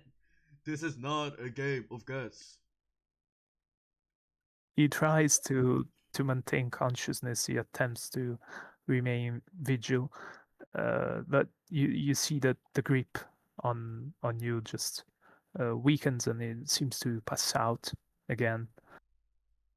I groan and again just rapidly start slapping his cheek.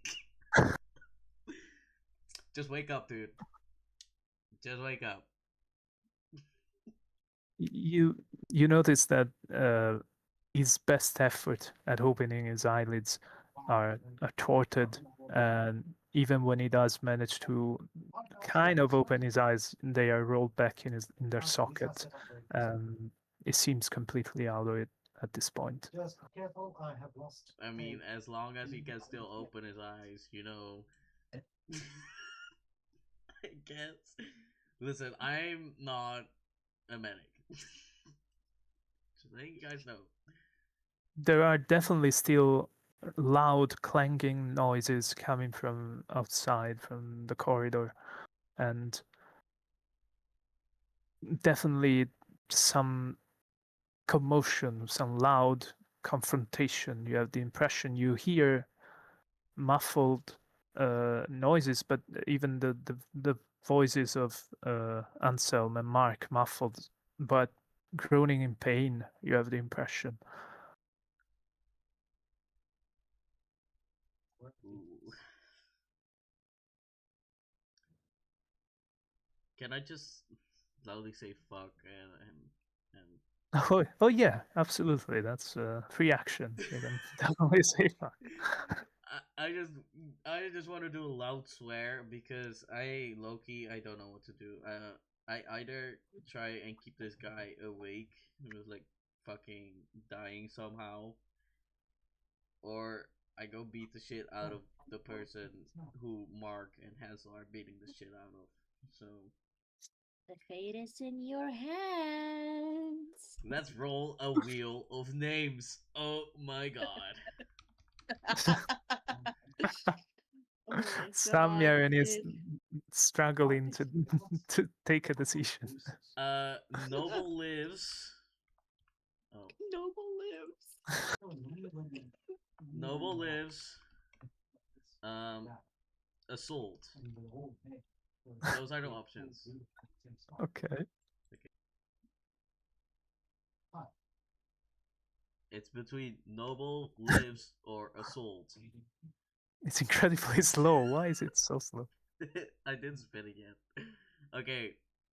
Yay! Yay! What do you think might happen? Oh my god. Oh my fucking god. We ended on assault. Well, Yay! Woo!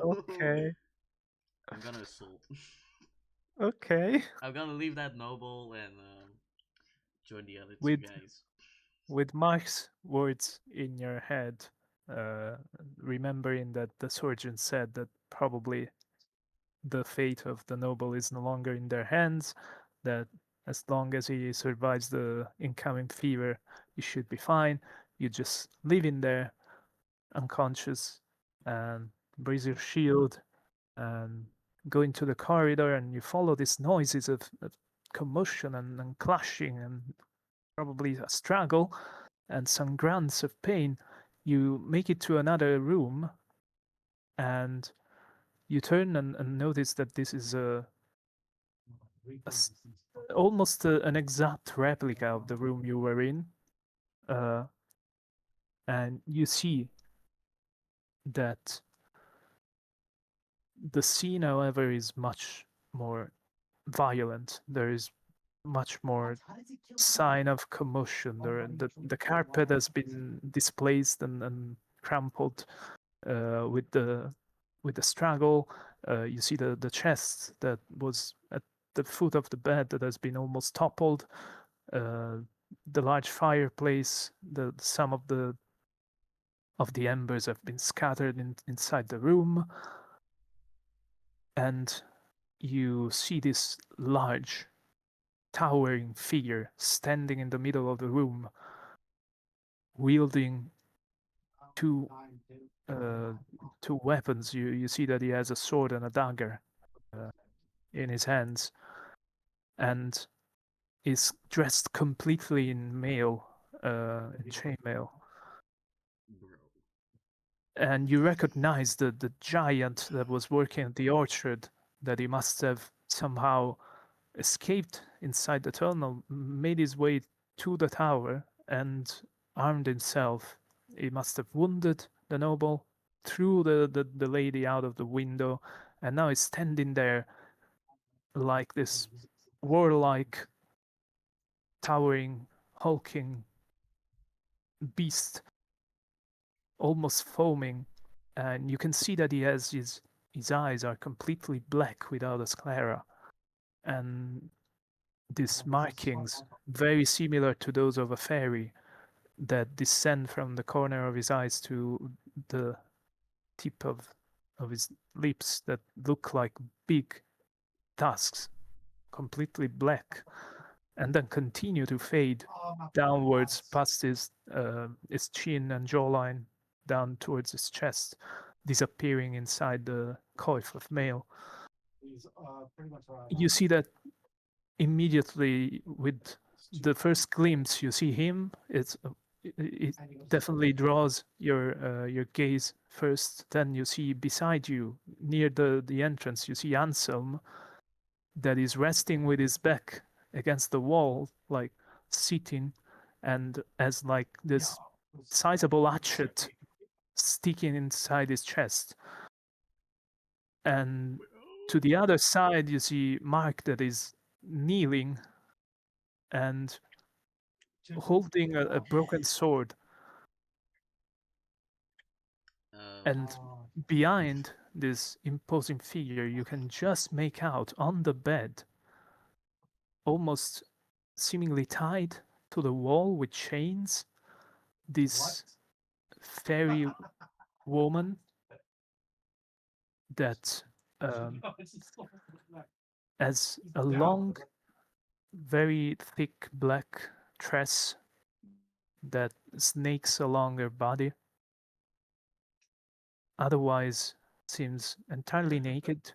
But aside from the common features of a fairy, so it's very strikingly black eyes and these markings descending along the side of her face, you notice that over her eyes, almost as brows, she has this sort of antenna that are uh, almost hairy, and behind her, like she's basically chained to the wall, and her wrists are locked into manacles, but behind her shoulders there are these huge, gigantic, almost like 6-7 meters across wings painted like those of a butterfly. What is wrong? Why are all these people in this town freaks? First of all, um, As soon as you enter, you see that the giant in armor standing in front of the bed with this fairy tied to it charges at you. Jesus Christ. Oh, good luck, Samir. The sound of true fear. I think if I'm gonna brace, I'll basically be thrown against the wall behind me. So I'm gonna try and dodge. Please, please, Okay. please, please, So Please, please. basically, so you're wielding a shield, I guess. Is that right? Yes. Okay. So he has range on you because the sword is actually close range. The shield is grappling, so he can attack you without you reciprocating necessarily, unless you manage to close the distance. So his initial charge is not something you can effectively riposte. And you can obviously attempt to resist him and avoid him just cutting you, splitting you up from head to toe, basically, as he's intending to do. I remind you that you are That's spent fast. because Yes. your might is at 0, so it means that you ignore the figure cards. And also, if you lose a hand in this state, especially when in combat, you are going to pass out or be defeated, let's say. So let's see how it goes. Help me. Help me, please. Well, he has a small hand so far. You have an 11, which is ideal, technically. He has a 3. So, how do you want to develop the end? Wait, it's still 21 is best, right? I'm sorry, what? 21 is best, right? 21 is best. The only difference is that if No you pull figures. a figure, it counts as 0. Well, yeah. Okay, give me another card. Okay. 18. Fuck, I'm gonna send. Okay. What the fuck? Let's see what happens. So that's 11. 17. He has to stand on a 17. You're lucky. So you see this lumbering hulk of an hybrid between an upright and an innate charging at you in full armor, and a moment of terror just strikes you as you take a few steps back inside the door frame, and that instinctive gesture might have saved your life, because the moment you do, it effectively is cut with the sword, clips the arch of the door, and it's deflected partially and just scrapes your shield instead of potentially removing your arm with the force it has. And despite the fact that it merely scrapes the shield, it effectively brings you to turn along with it because of its tremendous striking power. But it might create an opening. You might have the opportunity to now close the distance and slam him with the shield, or even just make a run for it or attempt something different. Obviously, the only offensive weapon, properly offensive weapon that you have is a bow, which right now Well, is yeah, exactly. pretty much impossible to use. The other alternatives might be fetching quickly like Ansem sword, or I don't know, pulling the axe from him, but doesn't seem too wise. But yeah, what do you want to do? I want to run for the window and just start fucking screaming for backup because who? I don't think So I'll live. having managed to avoid his first attack and being already on your back foot, you just make a run for it. You dash into the corridor. You go to the to the um, to the window and begin to scream, "Help! Help! Help!" And you hear this heavy, robust warrior proper giving chase behind you Bro, as you fucking run. help me, dude. I just At some point, during this, Tancred and Ashlia hear some very distant, muffled voice coming from the tower. Help! Help! I'm just gonna start fucking tweaking. It's like, sir, do you hear that? I think I What do you should mean? Do go you back. You see that Tancred uh, does hear the voice, turns toward the tower, sees this figure just leaning out of it and kind of waving dramatically and shouting and trying to get the attention of people.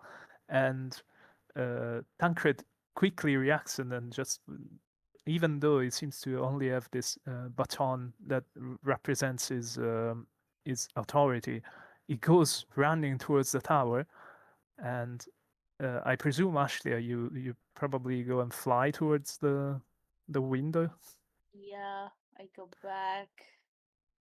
You immediately spring up and start flapping your wings and quickly fly through the air towards the window. In the meantime, Samir, you hear the steps are close and know that you have to defend yourself again before he catches you entirely defenseless. So you turn and brace with your shield, and a terrible shiver runs down your spine when you realize that if he comes running and clash against you, he could inflict upon you the same fate of Anya, the noble lady of Torspilla that fell off the tower.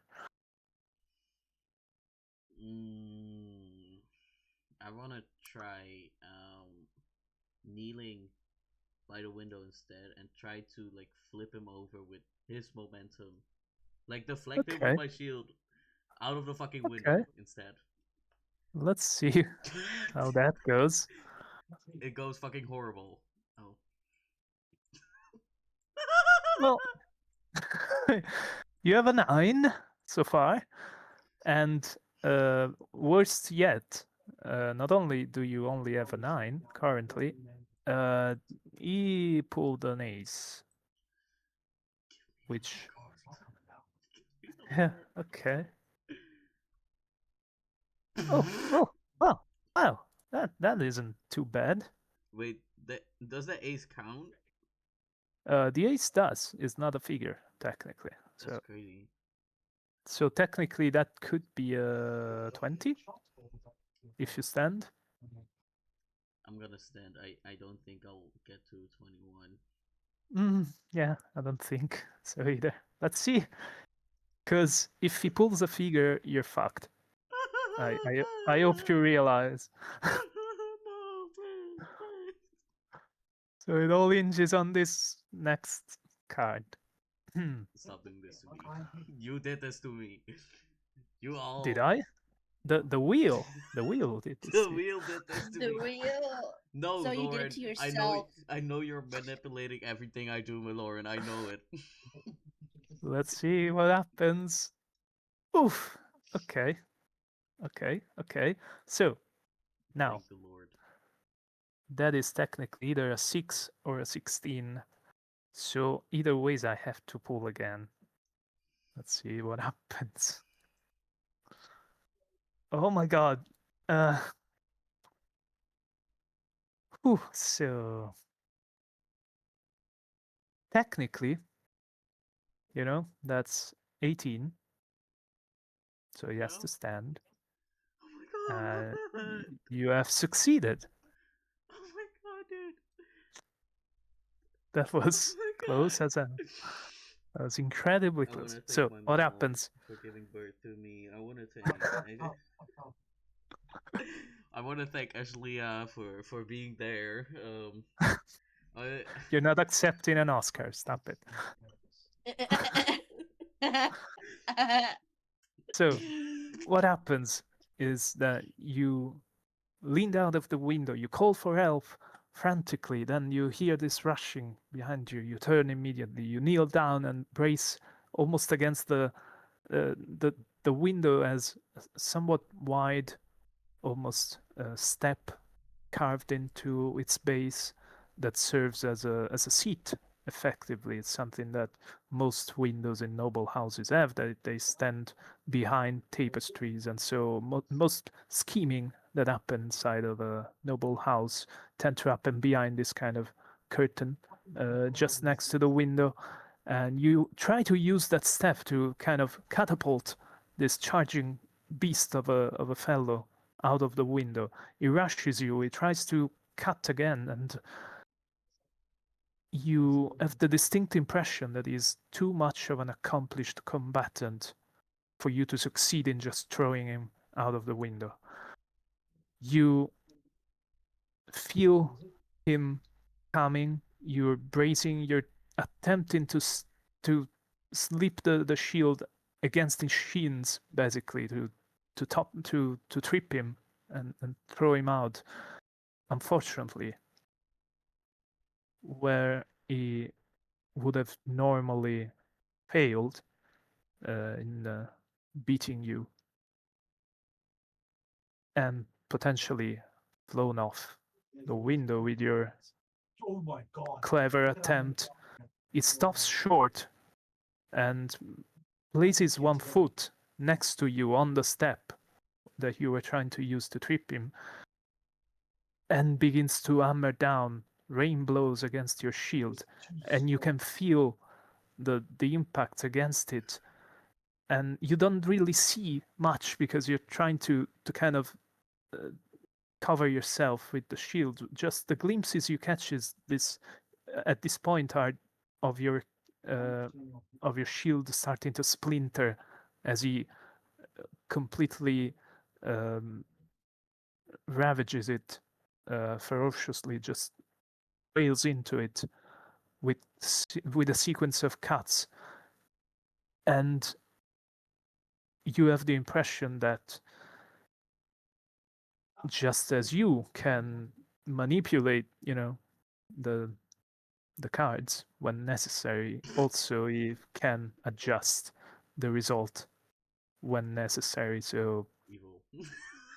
so you are in luck to the point where he actually matched your result and didn't exceed it. But mm, so you haven't been carved to bits yet, but you have the impression that he might do so. It's against your opportunity to act, I'm gonna start but fucking you're losing. essentially pinned. You're essentially pinned against this window with him just throwing cuts against the shield and beginning to cut into the wooden boards under it, under the canvas.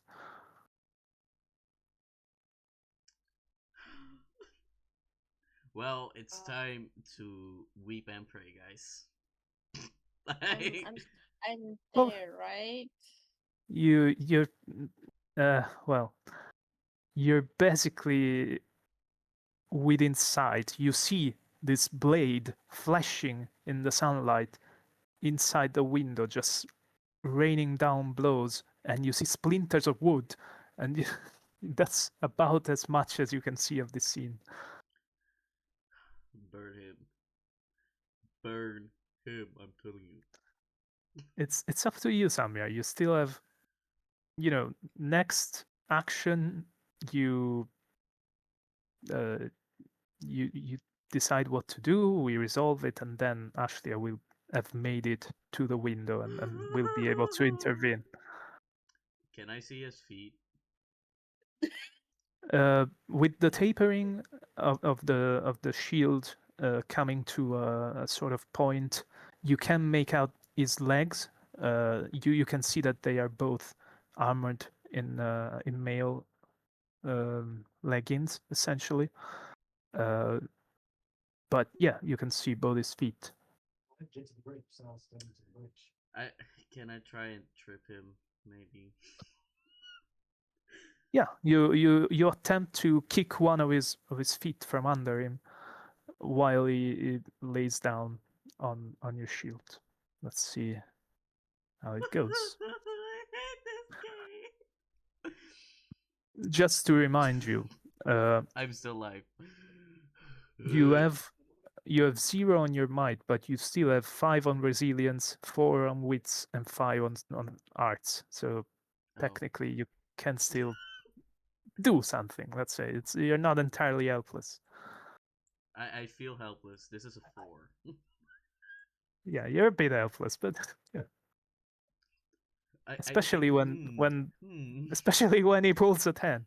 I think I might want another card. Please. Oh really? Huh, I Ow. wonder why. Well, 14. that's not the worst, but it also puts you at a Another. pretty okay. Then another one. Well, This one doesn't count. really? Give me another.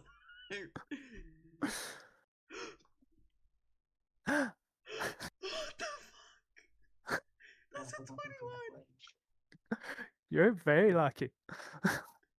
Let's see what I he want to thank pulls. my mom. Oh, it's on 20. Oh my god, it's on 20. Never mind.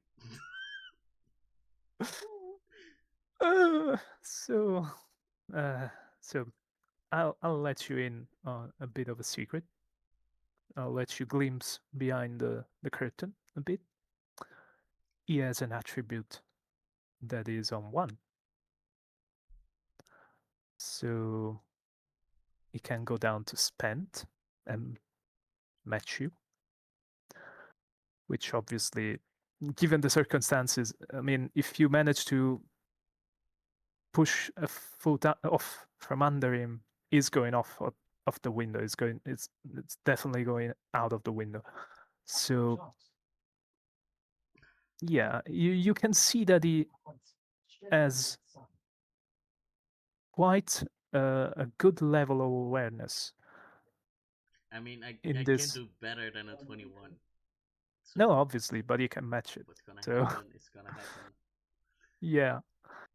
Uh, so what you see happen is that he pauses his blows on your shield when he sees your leg snapping from on the shield and trying to catch him, and he steps back and he puts a little distance between you, saving himself from going over, but also keeping you pinned against the window.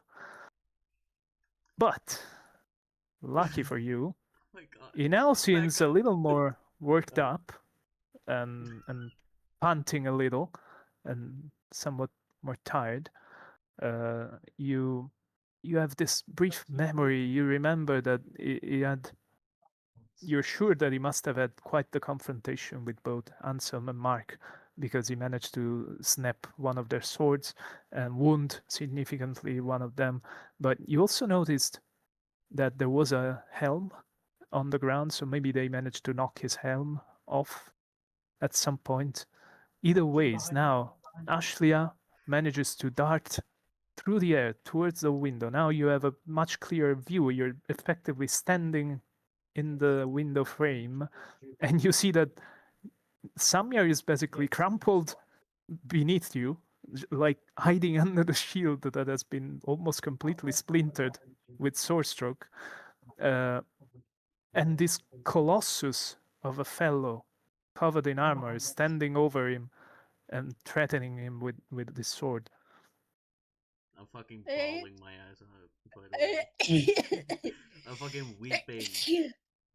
Okay. Help, I help! I have Like, I have a plan cooked up in my head. I've been cooking in my head this whole entire time. Okay. Let's This see is it the in best okay. thing. Okay. I am going to. Can I murmur to amplify my strength? Is that a thing? Yeah, yeah. I mean, effectively, the murmur allows you to manipulate matter to some extent, not to Okay. extreme extents necessarily, but you can do some things. Okay, well, I will slightly amplify my strength with murmur, and then I Okay. will, if that succeeds, I will. I'm gonna send a GIF in the out of character chat, just for Okay. context as to how I'm gonna fucking blast him in the face. Oh, okay. Yeah, I can see that. Ah, yes. Yeah.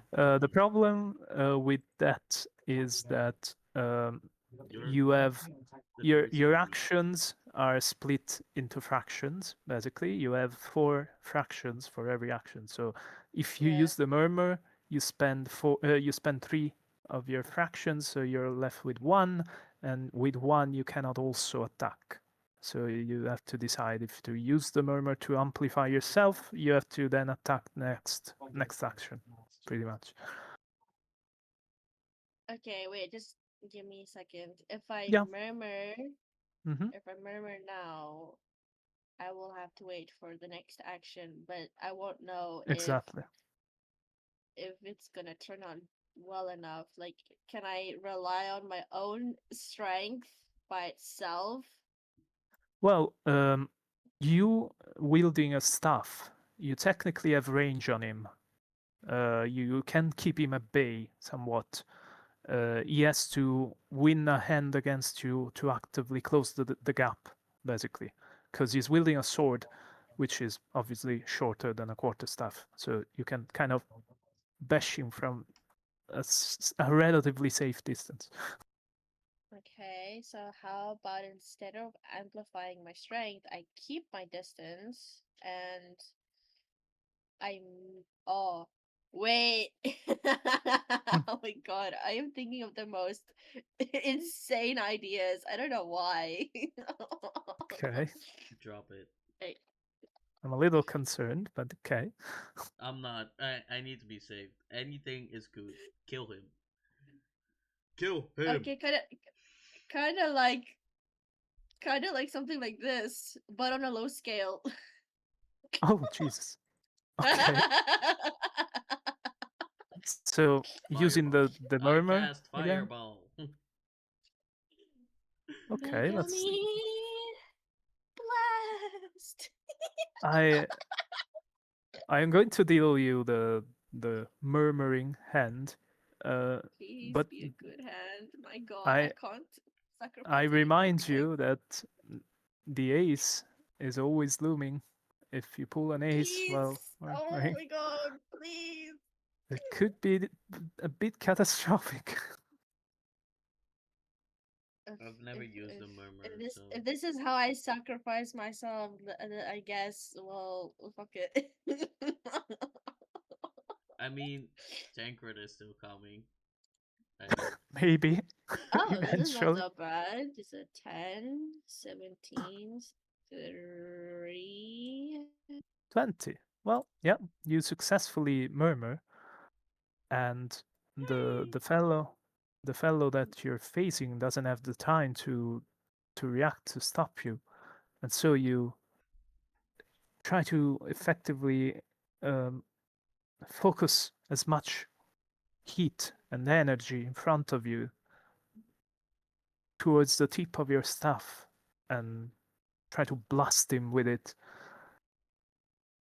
You can see that the impact is significant, and he Hell actually yeah. has to step back, reeling from the strike. However, after a moment, he shakes his head and is apparently still ready to fight. So you acted, having the range advantage. Now it seems turn, and finally Samir because he has the shortest range of you three. So, Samir, he has this kind of flying pest that has tried to blast him just above you, but you're still much more appetizing as a target, being just kneeling there and kind of cowering behind the shield. So again, he tries to come and attack you. Uh, how do you want to attempt to defend yourself? First, I want to holler. Okay. Oh I my want to god. holler because I surely hope someone else will show up. Not gonna say whom. I sure hope somebody, like a magistrate, for instance. Maybe because drawn this I drawn this guy fucking King. Like of course his ass gotta show up. That makes it even.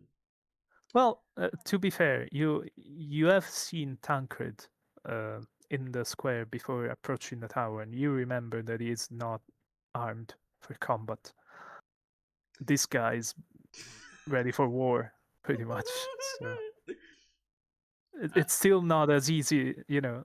I mean, you think that Mark and Ansem have bought you a bit of time, and they've weakened his defenses somewhat because they probably removed his helm, but it's still not exactly easy to overcome somebody that is covered in metal, pretty much.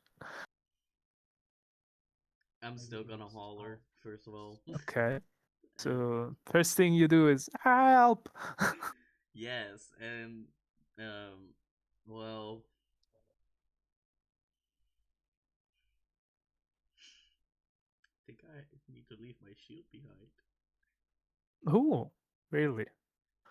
Well, sadly, I I mean, do remember that the I shield have is nothing else. actually I have nothing else. something that could keep you alive right now, because the shield not only offers protection but also reduces the severity of wounds when you are struck.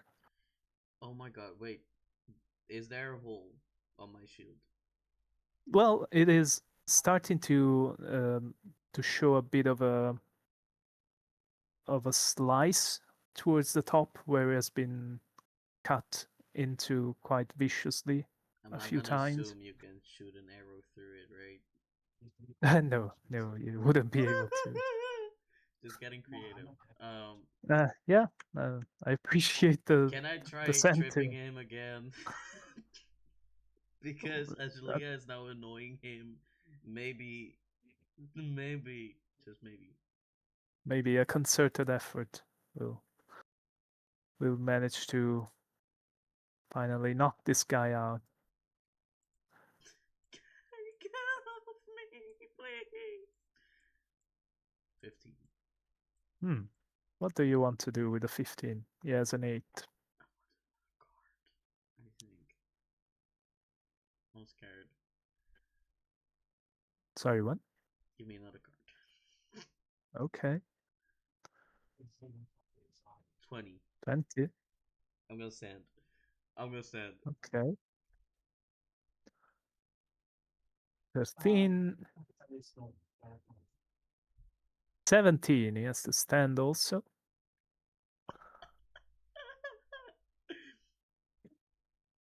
So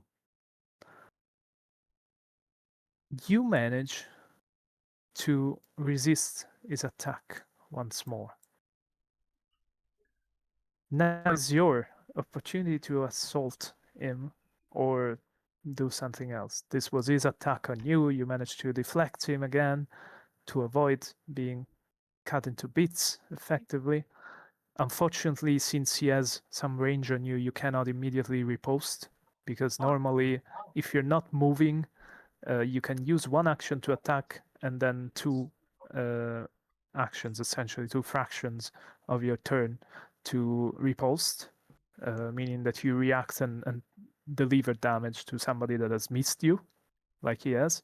Unfortunately, he's standing at close range, and you need to be at grappling range to actually hit him. So now that it is your action, effectively, you have to decide if you want to close the distance and try to put him in grappling range, bearing in mind that he's also wielding a dagger, which is effective at grappling range. Also, bearing in mind that when you're in grappling range, your shield no longer deflects damage because they can bypass it somewhat, basically stab around it. But it would also mean that you would be finally able to deliver some damage to him potentially. So how do you act? Because right now you're Well, basically cowering behind the shield, trying to kick his feet from under him, and yes, in the meantime, he's just wailing on the shield with his sword. Uh, yes. now that you have a moment of initiative, let's say, and you can actually react, what do you do? Can I wait? Is there anything like to topple him in the room close enough? Well, there is the corner of the carpet that has been tilted. Uh, you could potentially kick that to trip him as well, but you don't know how much of an effect that would have compared to a well placed kick. And regardless, so far you have found relatively little uh, effect in kind of, you know, making him lose his balance. He seems winded now. He seems quite more the effort of lugging around the armor and fighting off two assailants already. It's probably kind of tired. You have the impression, but Wait, you don't know if you'll manage to just make him fall. I mean, you know that he's a descendant of Asudas, and you know that generally they tend to fight to the last. They're not very inclined to turn tail and run, to surrender. There are legends of Sudas just dying on their feet rather than surrendering, basically. So, okay. So I am between this. I'm gonna assume 90-degree corner. My shield like diagonal across it. I wanna try shield to my chest. I wanna push off the top wall, like connected to the window. Try to mhm. slip like right there so I can like kick his kick his feet, basically. Okay, so you want Like a little to bit of basically water slide. you want to try to propel off the step beneath Yes, the windows like to swimming, basically. okay, to try and use your whole figure to basically trip him. Yes, Okay, like a it's a bit boat. suicidal.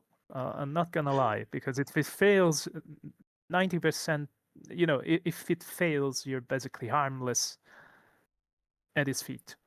Like you're basically, if you don't manage to actually trip him, you're offering a very juicy target for him to just stab downwards and and impale you. So let's see how it goes. I'm gonna start tweaking. Hmm. Don't die now. You just made Samuel thirst trap. I did. Give It's me another true. card. Let's see the next card. Oh, somebody's lucky. Oh my god! Yes! Oh my god. Yeah, You are I think unbelievably I might lucky. be you. I might be standing on this one. I don't know though, but I mean, we'll see. We'll see. why are you evilly scheming? Oh, not. I'm playing his end. You know, slowly but surely. Playing Nah, his it's just end. Lauren.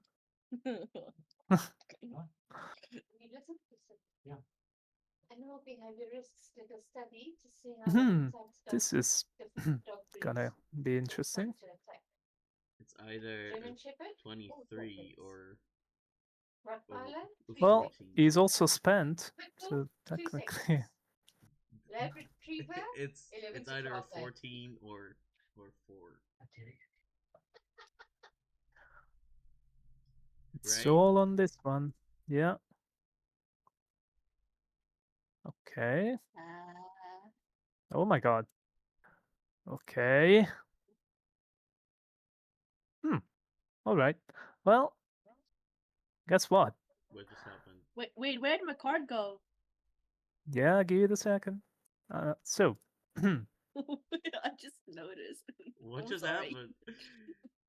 what happened is that Samir Is points that his feet at the base of the window and slides across the carpet essentially towards the legs of this towering beast of a fellow and manages to avoid the downward strike that was raining towards him as he does, and effectively catches the guy's back foot with most of his mass, effectively just ramming his shoulder against the shin, forcing his leg back and out from under him. And this colossus, this armored colossus, just comes crashing down on top of Samir, pretty much. ow. Ouch. So, what Ashlia is presented with now that it's against Eraction, it's once again Eraction, is a bit of a trample of these two figures kind of wrestling on the floor, with Samir having managed to put the fellow off balance, but he fell on top of him and now is trying to struggle back to his feet. But Samir obviously is trying to hold him down, and you have the opportunity, you presume, to get close enough to this individual and just whacking nice and square on the head with your staff, pretty much. Or I don't know, kick him. Just Well, fucking kill him already, please. considering that you're very much lighter and smaller than him, True. and I just thought it was funny. he's wearing armor, you think that a kick from you would probably you don't know how much you would feel it, to be honest. Okay, with the power of my staff, I will massively bonk this man. Let's see the massive bonk from the only one in the scene that isn't spent. Let's see. Oh am I so my, I love high? it. Oh, hello, that's 16. Okay. What would you like to do with this hand? It's either I bust again or Oh, I stand on this, but I don't know. So it's 16. How much is it you for 21? So it's 16. you do have your wits at 5, so technically if you spent the attribute you get to 21 flat. Okay, what if I only spent around 3? Well, your heart is a 3, but you get to 19, whereas with the 5 you get to 21 and you aced it, basically. It's the best hand you can have. Okay. I guess that works then. Sacrifice my points. Yeah, but Sacrifice you're your still at life 4. for me, please. You sacrifice 1 point of wits to go down to 4, and you make it to 21. So unless he manages somehow to match the 21 well spent, he's God. bonked. He's pretty bonked. So that's I need, I, I, need to, I 13. need to find a gift like of a massive bonk. And I'm like, 16 he has to pull again. Oh Oh my god. god. Okay. Yeah. You died. That's 23. yep. Rip. He busted. I'm So gonna. the scene, as Samyar is kind of clasping at his arm or trying to keep him down and just impeding his movements as best as he can and attempting to avoid for this colossus to stand up and just stab him. Ashlia places most of her weight on one foot, braces the quarterstaff with both hands, and with a very thorough swing, follows through and just smack the head of this individual cleanly and effectively hits the forehead where the male coif doesn't protect him. And you see the head snap back quite violently and it just tramples down on the floor. Presumably unconscious, you hope, seemingly out of it for the time being. Samya, you have the opportunity to stand up slowly and quickly remove his weapons from his hands and from his proximity, at least. I want to kick him while the horse is down. I mean, I have been bawling the whole time, been crying, shitting my pants, basically. So, understandably frightened by this lumbering threat, Samir stands up, a bit panicked, pushes the sword and the dagger away from this figure and then kicks him. Um, doesn't obtain any reaction, so it seems that the guy is definitely out of it. Thank the Lord. Thank What the else do you do? Lord. Oh, well, I'm gonna see how Mark and Hansel are doing. I do want to dry my tears before I do that though, because What do you want to do? Sorry. dry my fucking tears before I go there because I'm this strong, Okay. cool man. Oh. Oh no, of course. Duh. Really? Sure. Wait. So, unsure whether this fellow, uh, this bastard child of the noble, is faring. You don't know if he's alive, if he's just unconscious.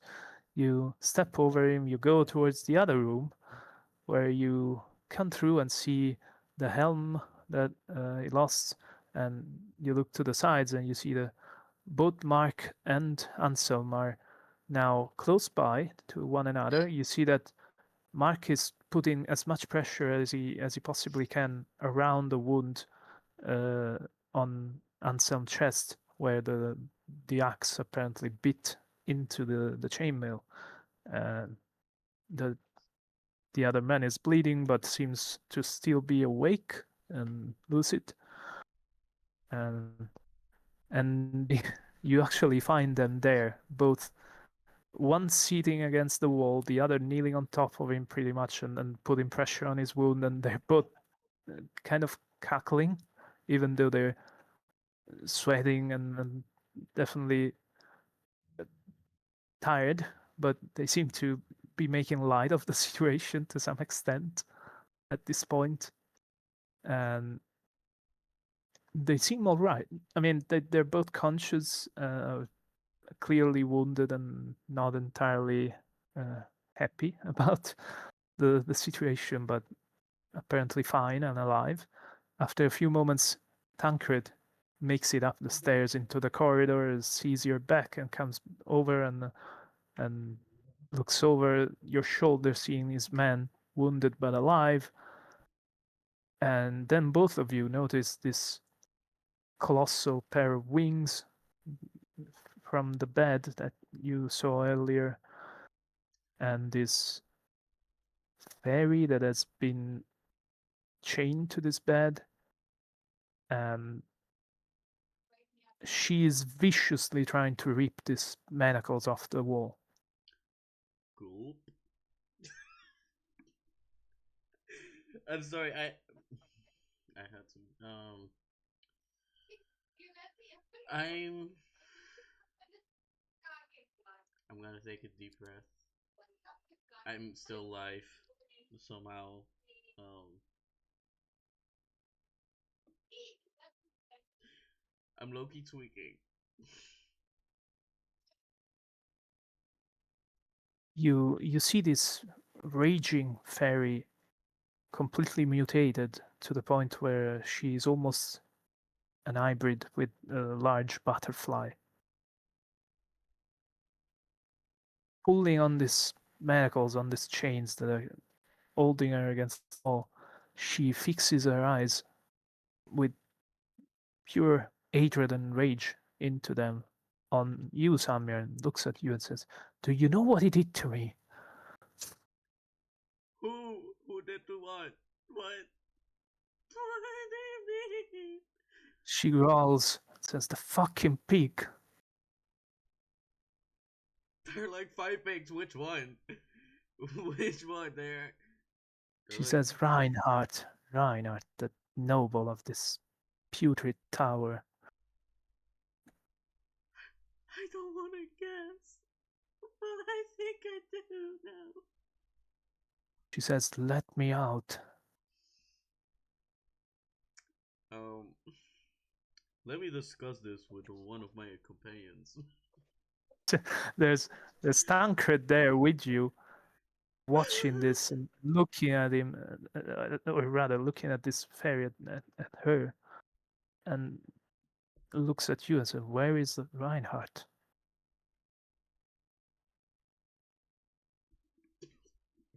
Hold on. where is he? Well, as The far as you know, spouse's he's room. laying. Yeah, is laying beside the bed. You. Last time I saw him, he was dying. I think. As you say, as last time I saw him, he was dying. You see that this draws a massive reaction from the fairy. She shrieks with gargling rage in her voice, rips the manacles off the wall, and with this very large wingspan just flaps this large laminated painted wings of a enormous moth or butterfly, and the wind that this causes kind of pushes both you and Tancred out of the wind, and she out flies past you towards the other room across the corridor. I mean, I kind of don't care about this noble. Can I say that? Yes, I can. I'm just gonna look slowly over to Tancred. You Did both I just? kind of fall back and look as she dashes past you, and Ashley, you see you're standing still uh, in front of the window with the other uh, hybrid, I guess, the bastard child of Reinhardt, unconscious on the floor. You see this almost mirror image of yourself, this fairy with this enormous wings, much more colorful and richly uh, painted rather than transparent as yours. And Arise scans the room for a moment, and then she jumps on top of the figure that is laying beside the bed, and she That's begins beautiful. to try and pummel him using the the manacles still attached to her wrist as a sort of bashing implement.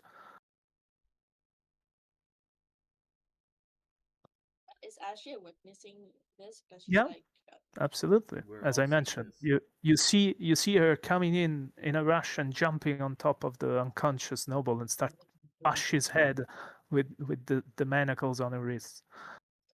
can can I try to calm her down? I don't know.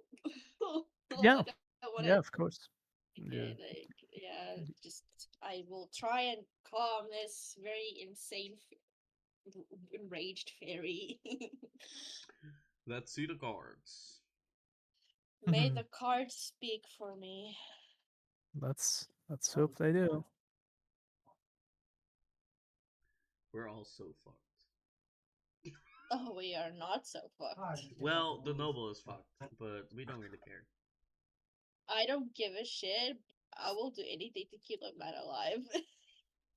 You rush towards her. You try to block her harms before it comes down to crack the head of the unconscious noble. She turns to you, it's snapping her head to a side to look with this vicious fury, and it is horrendous to think that very little stands between you right now and being like her, potentially. That moment of lost contemplation, almost, of witnessing this mirror of yourself, is sufficient for her to kind of. You see her features contorted by rage for a moment are distended, and she closes her eyes, and in what seems to be almost a surreal moment, all of the superior part of the tower that stands over you almost dissipates. You can see it exploding slowly into its components, large stones, bricks, and tapestries, and Wait, the chimney, and the entire roof of the tower just opens up in this slow explosion. wait. And What? slowly, every little piece begins to drop lifelessly. You Okay, feel so the open air, you feel a moment of confusion, and then a rush of wind as she, having effectively uncapped the tower, she spreads her wings and begins to fly.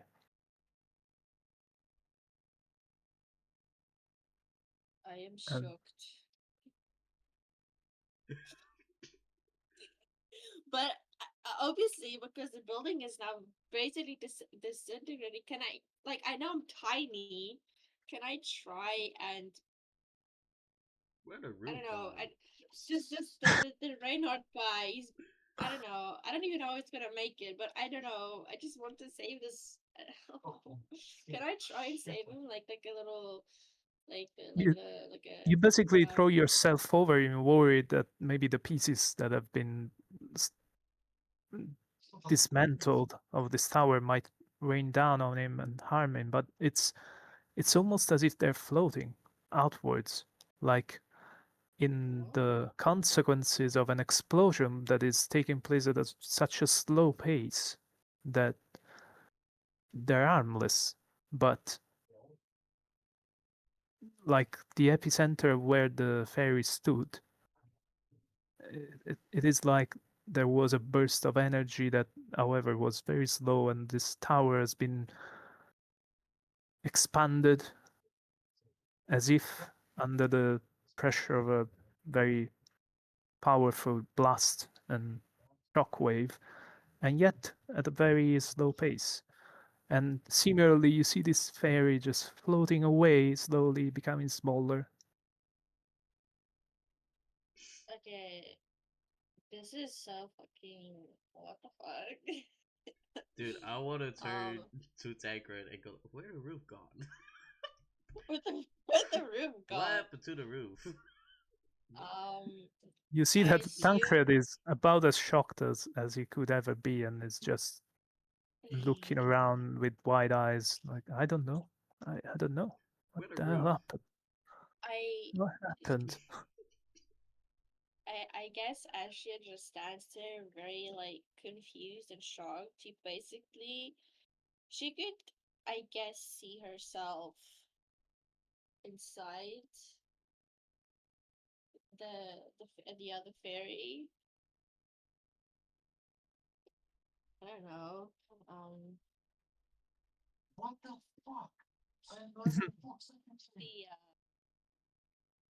she just, I guess, makes sure Reinhardt's all right. Uh, It He's seems that he's still breathing still. breathing. Yeah, Yeah. the noble seems to still be breathing. The other fellow, you're not so sure. The son that apparently threw the lady out of the window. The armored figure is resting there. You notice that the breathing is a little irregular, and you think that the whack on his head potentially might have done in him, uh, given its precision and force and speed. Either ways, with the figure there, you just find yourself with these other three fellows, the two militians and the magistrate, just at a loss. You see that the tower has been effectively all of the floor above you, all of the structure above you is slowly descending now, exactly in the trajectory you would have expected from a shockwave, but slowly, almost like falling snow. I will eager everyone to immediately evacuate the building. You all make your way downstairs uh, and take the opportunity as the debris from the top of the tower slowly settled down on buildings nearby, on the roads outside of the tower. You take the opportunity to try and investigate and puzzle together a little more clearly what is exactly has happened. And in this piece apparent that follows, this particularly dramatic exit from the ferry that Reinhardt called Tessa, uh, you manage to piece together that the tunnel that you found in the orchard was connected to the tower directly. Not only that, there was another exit that led towards the woods near the places where the two brigands kept the children. And inside of the tower, the basement of the tower, effectively the part that is below the entrance, uh, you find remains, you find signs of the fact that those children that vanished were probably brought here at some point. You find equipment that suggests that they were drained of blood. And you think that in some way what Reinhardt has confessed to Samyar must have been true, that he must have pursued immortality through the blood of younglings, effectively, and was mingling with a fairy attempting to lengthen his lifespan, and in doing so had sired an hybrid, the particularly large individual that he said was named Raymond, and slowly things begin to take this shape of almost a somewhat unsatisfying and dark resolution that shows you that this individual, drunk on power, drunk on who knows what kind of aspirations, was abusing his role as a noble that shielded him from suspicion and the scorn of others to further very cruel and dark purposes, using means that were absolutely abhorrent, like the consequences for those children that made it out alive, uh, suffering at the hands of those two brigands that you've already killed previously. You find yourself at a loss, effectively, thinking, how do we go on from now, from this situation? What is the significance? What's the resolution, effectively? And Tancred, now effectively being the highest authority in Torspilla, with the noble removed, is none the wiser, doesn't know exactly what to tell you and how to tie this thing up effectively. You find writings inside of the tower once the dust from this delayed and slowed down explosion finally settles. You find letters, exchanges of uh, small notes between Reinhardt, the noble, and Serge the Axe, with Reinhardt admitting to these needs, this urge, this thirst, this hunger that he cannot control, and the Axe abiding and not quite condemning it, and even to some extent apparently being implicated by the notes that you find. You have the distinct impression that the Axe was in on this, knew that the noble was smuggling children to the basement of his tower using the tunnels and feeding on their blood. It's always the damn priest. It's always the damn priests. Am I right, guys? When this situation seems to have settled, immediately Tancred has sent his men to try and find Serge, but he's nowhere to be found. You don't know exactly when he caught wind of the situation degenerating and potentially him being implicated, but apparently he turned tail and ran. And presently, the last you know is that he left Torspilla. You don't know exactly where he might have gone, but what effectively remains is a severely damaged tower, a crippled community of people that have lost children at an alarming and much faster rate than could have been natural or expected, and especially a lost um, town, a village that no longer has a clear guide.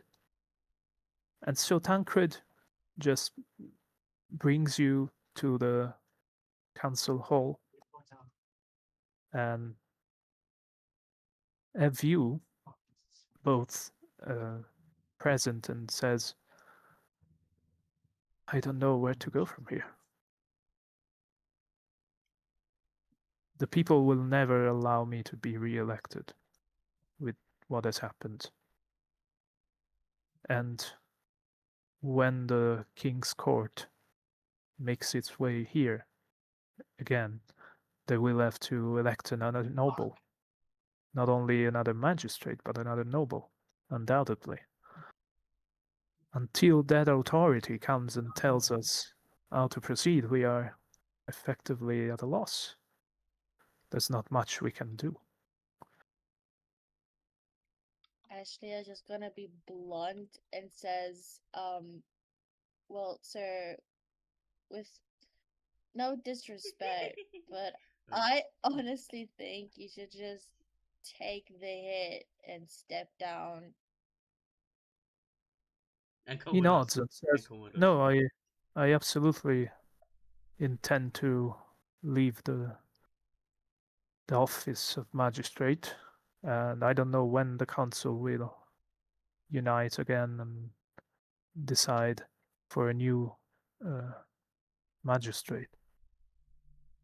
I I, suppose you," he says, pointing towards Samir, "could easily be another candidate. What do you mean by that?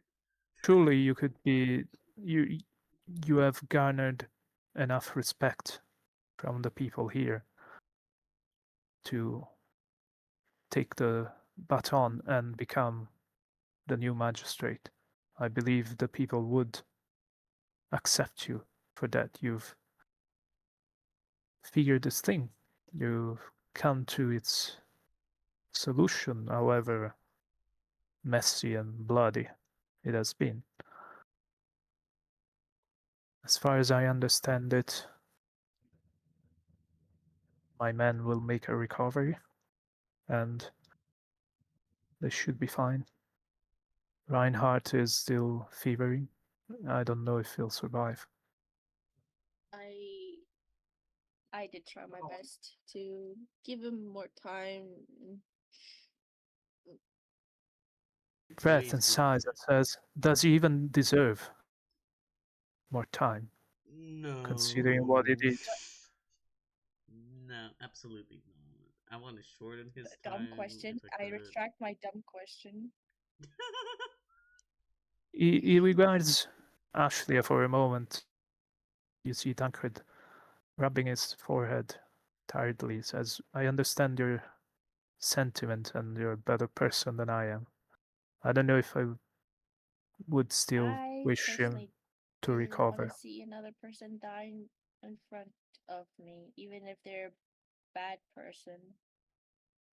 Yes, I understand it and admire it as a sentiment, but Case closed. Nice. I don't Tornado know how died to instead. feel about it.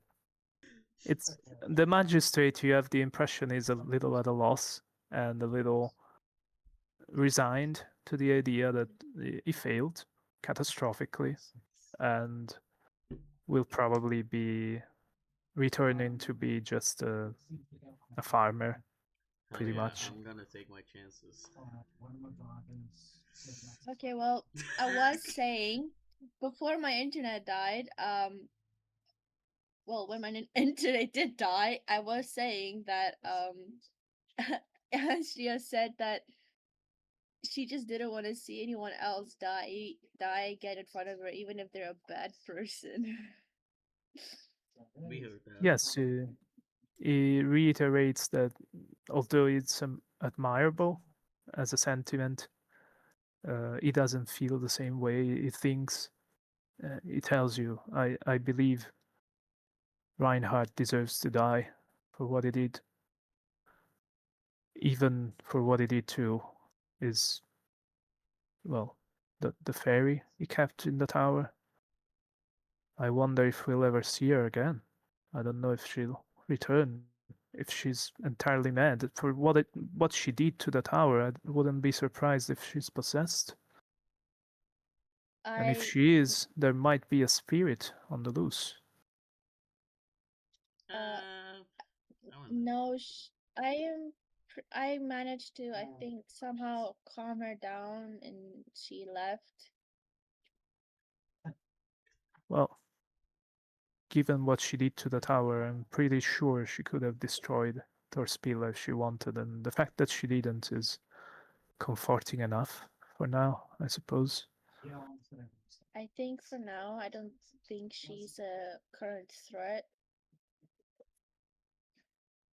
I just think she was mad and angry.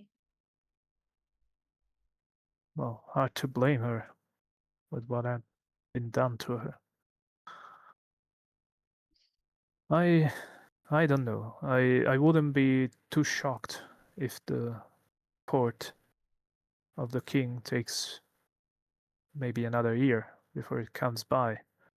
And in that time, we would be at the mercy of brigands and striated tribes, and even the Seabar. It's said that they might be coming to reclaim as much territory as they could after the failure of the Sacred March. I think, even so, you could do you could go a step further from taking up the mantle as a magistrate and claim the title instead. Become the Baron of Who are you Torspilla. talking to? Who are you Who's talking he? Who's he referring to? to? It's talking to Samir, is saying that Oh yeah, given sorry, my the bad. given the fact that Samir has been appreciated among the people, as seen as somebody who has managed to save the village from the brigands that were stealing children, and then thanks to his guess from the bastard child of Reinhardt. I mean, I am kind of cool after all, so. It is. Jesus Christ. This was not the plan, guys. I was not supposed to be this popular. You see that Tancred leans back in his chair and says, "Well, I I will reward you best as I can for what you've done so far. I'll make sure that each of you receives 5 solidi, the gold coins, and you you'll always be welcome here. I'm sure the consul was positive of this notion after the trial and convinced they would only be even more so now. And given that the Baron is likely to die, and even if he survives, he would never be allowed to return to his seat. I don't see why you wouldn't take up his role.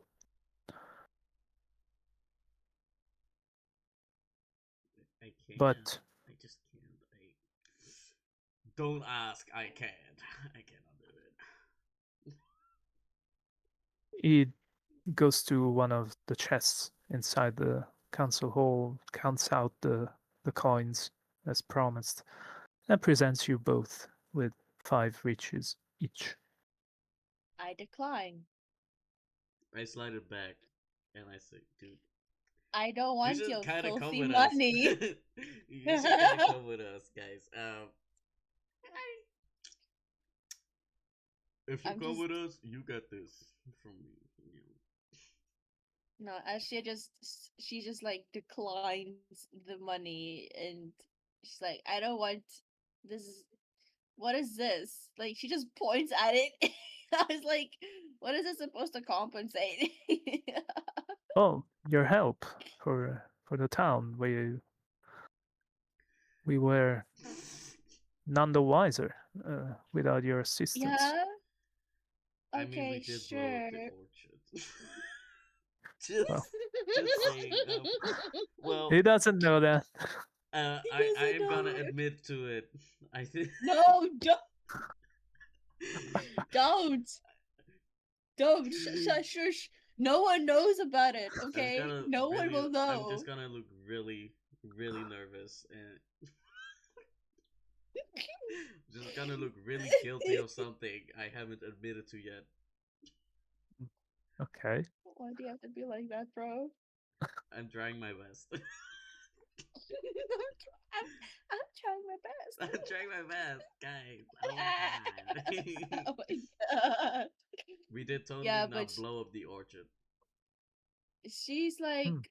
okay, the compensation for helping, right? But she just thinks this is not worth. she's worth more than 5 riches. Just take my coins. They're on the table. They're slid back.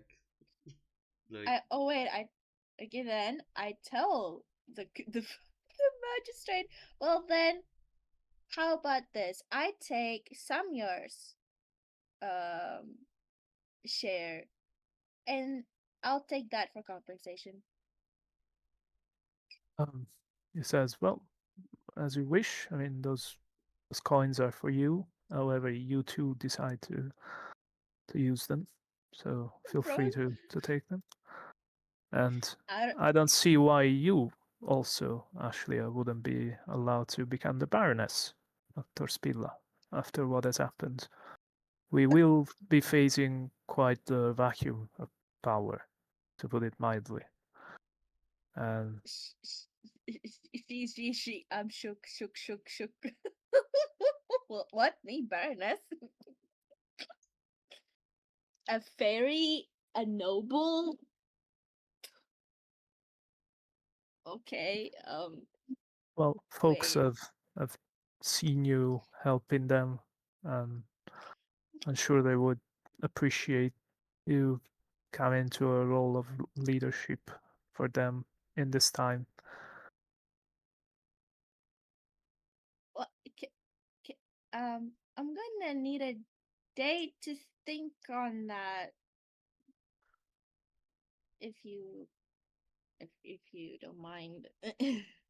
Yes, of course, take however long you need. As I mentioned, I don't think the itinerary court of the king will visit this far and backwater village before probably a few months, even a year. So there's plenty of time. Oh my god. She's like just waving her hand because she's just like flushed. She's like wow, shook. Like wow, what? She's like damn, me Baroness. So this situation slows down significantly after what has happened.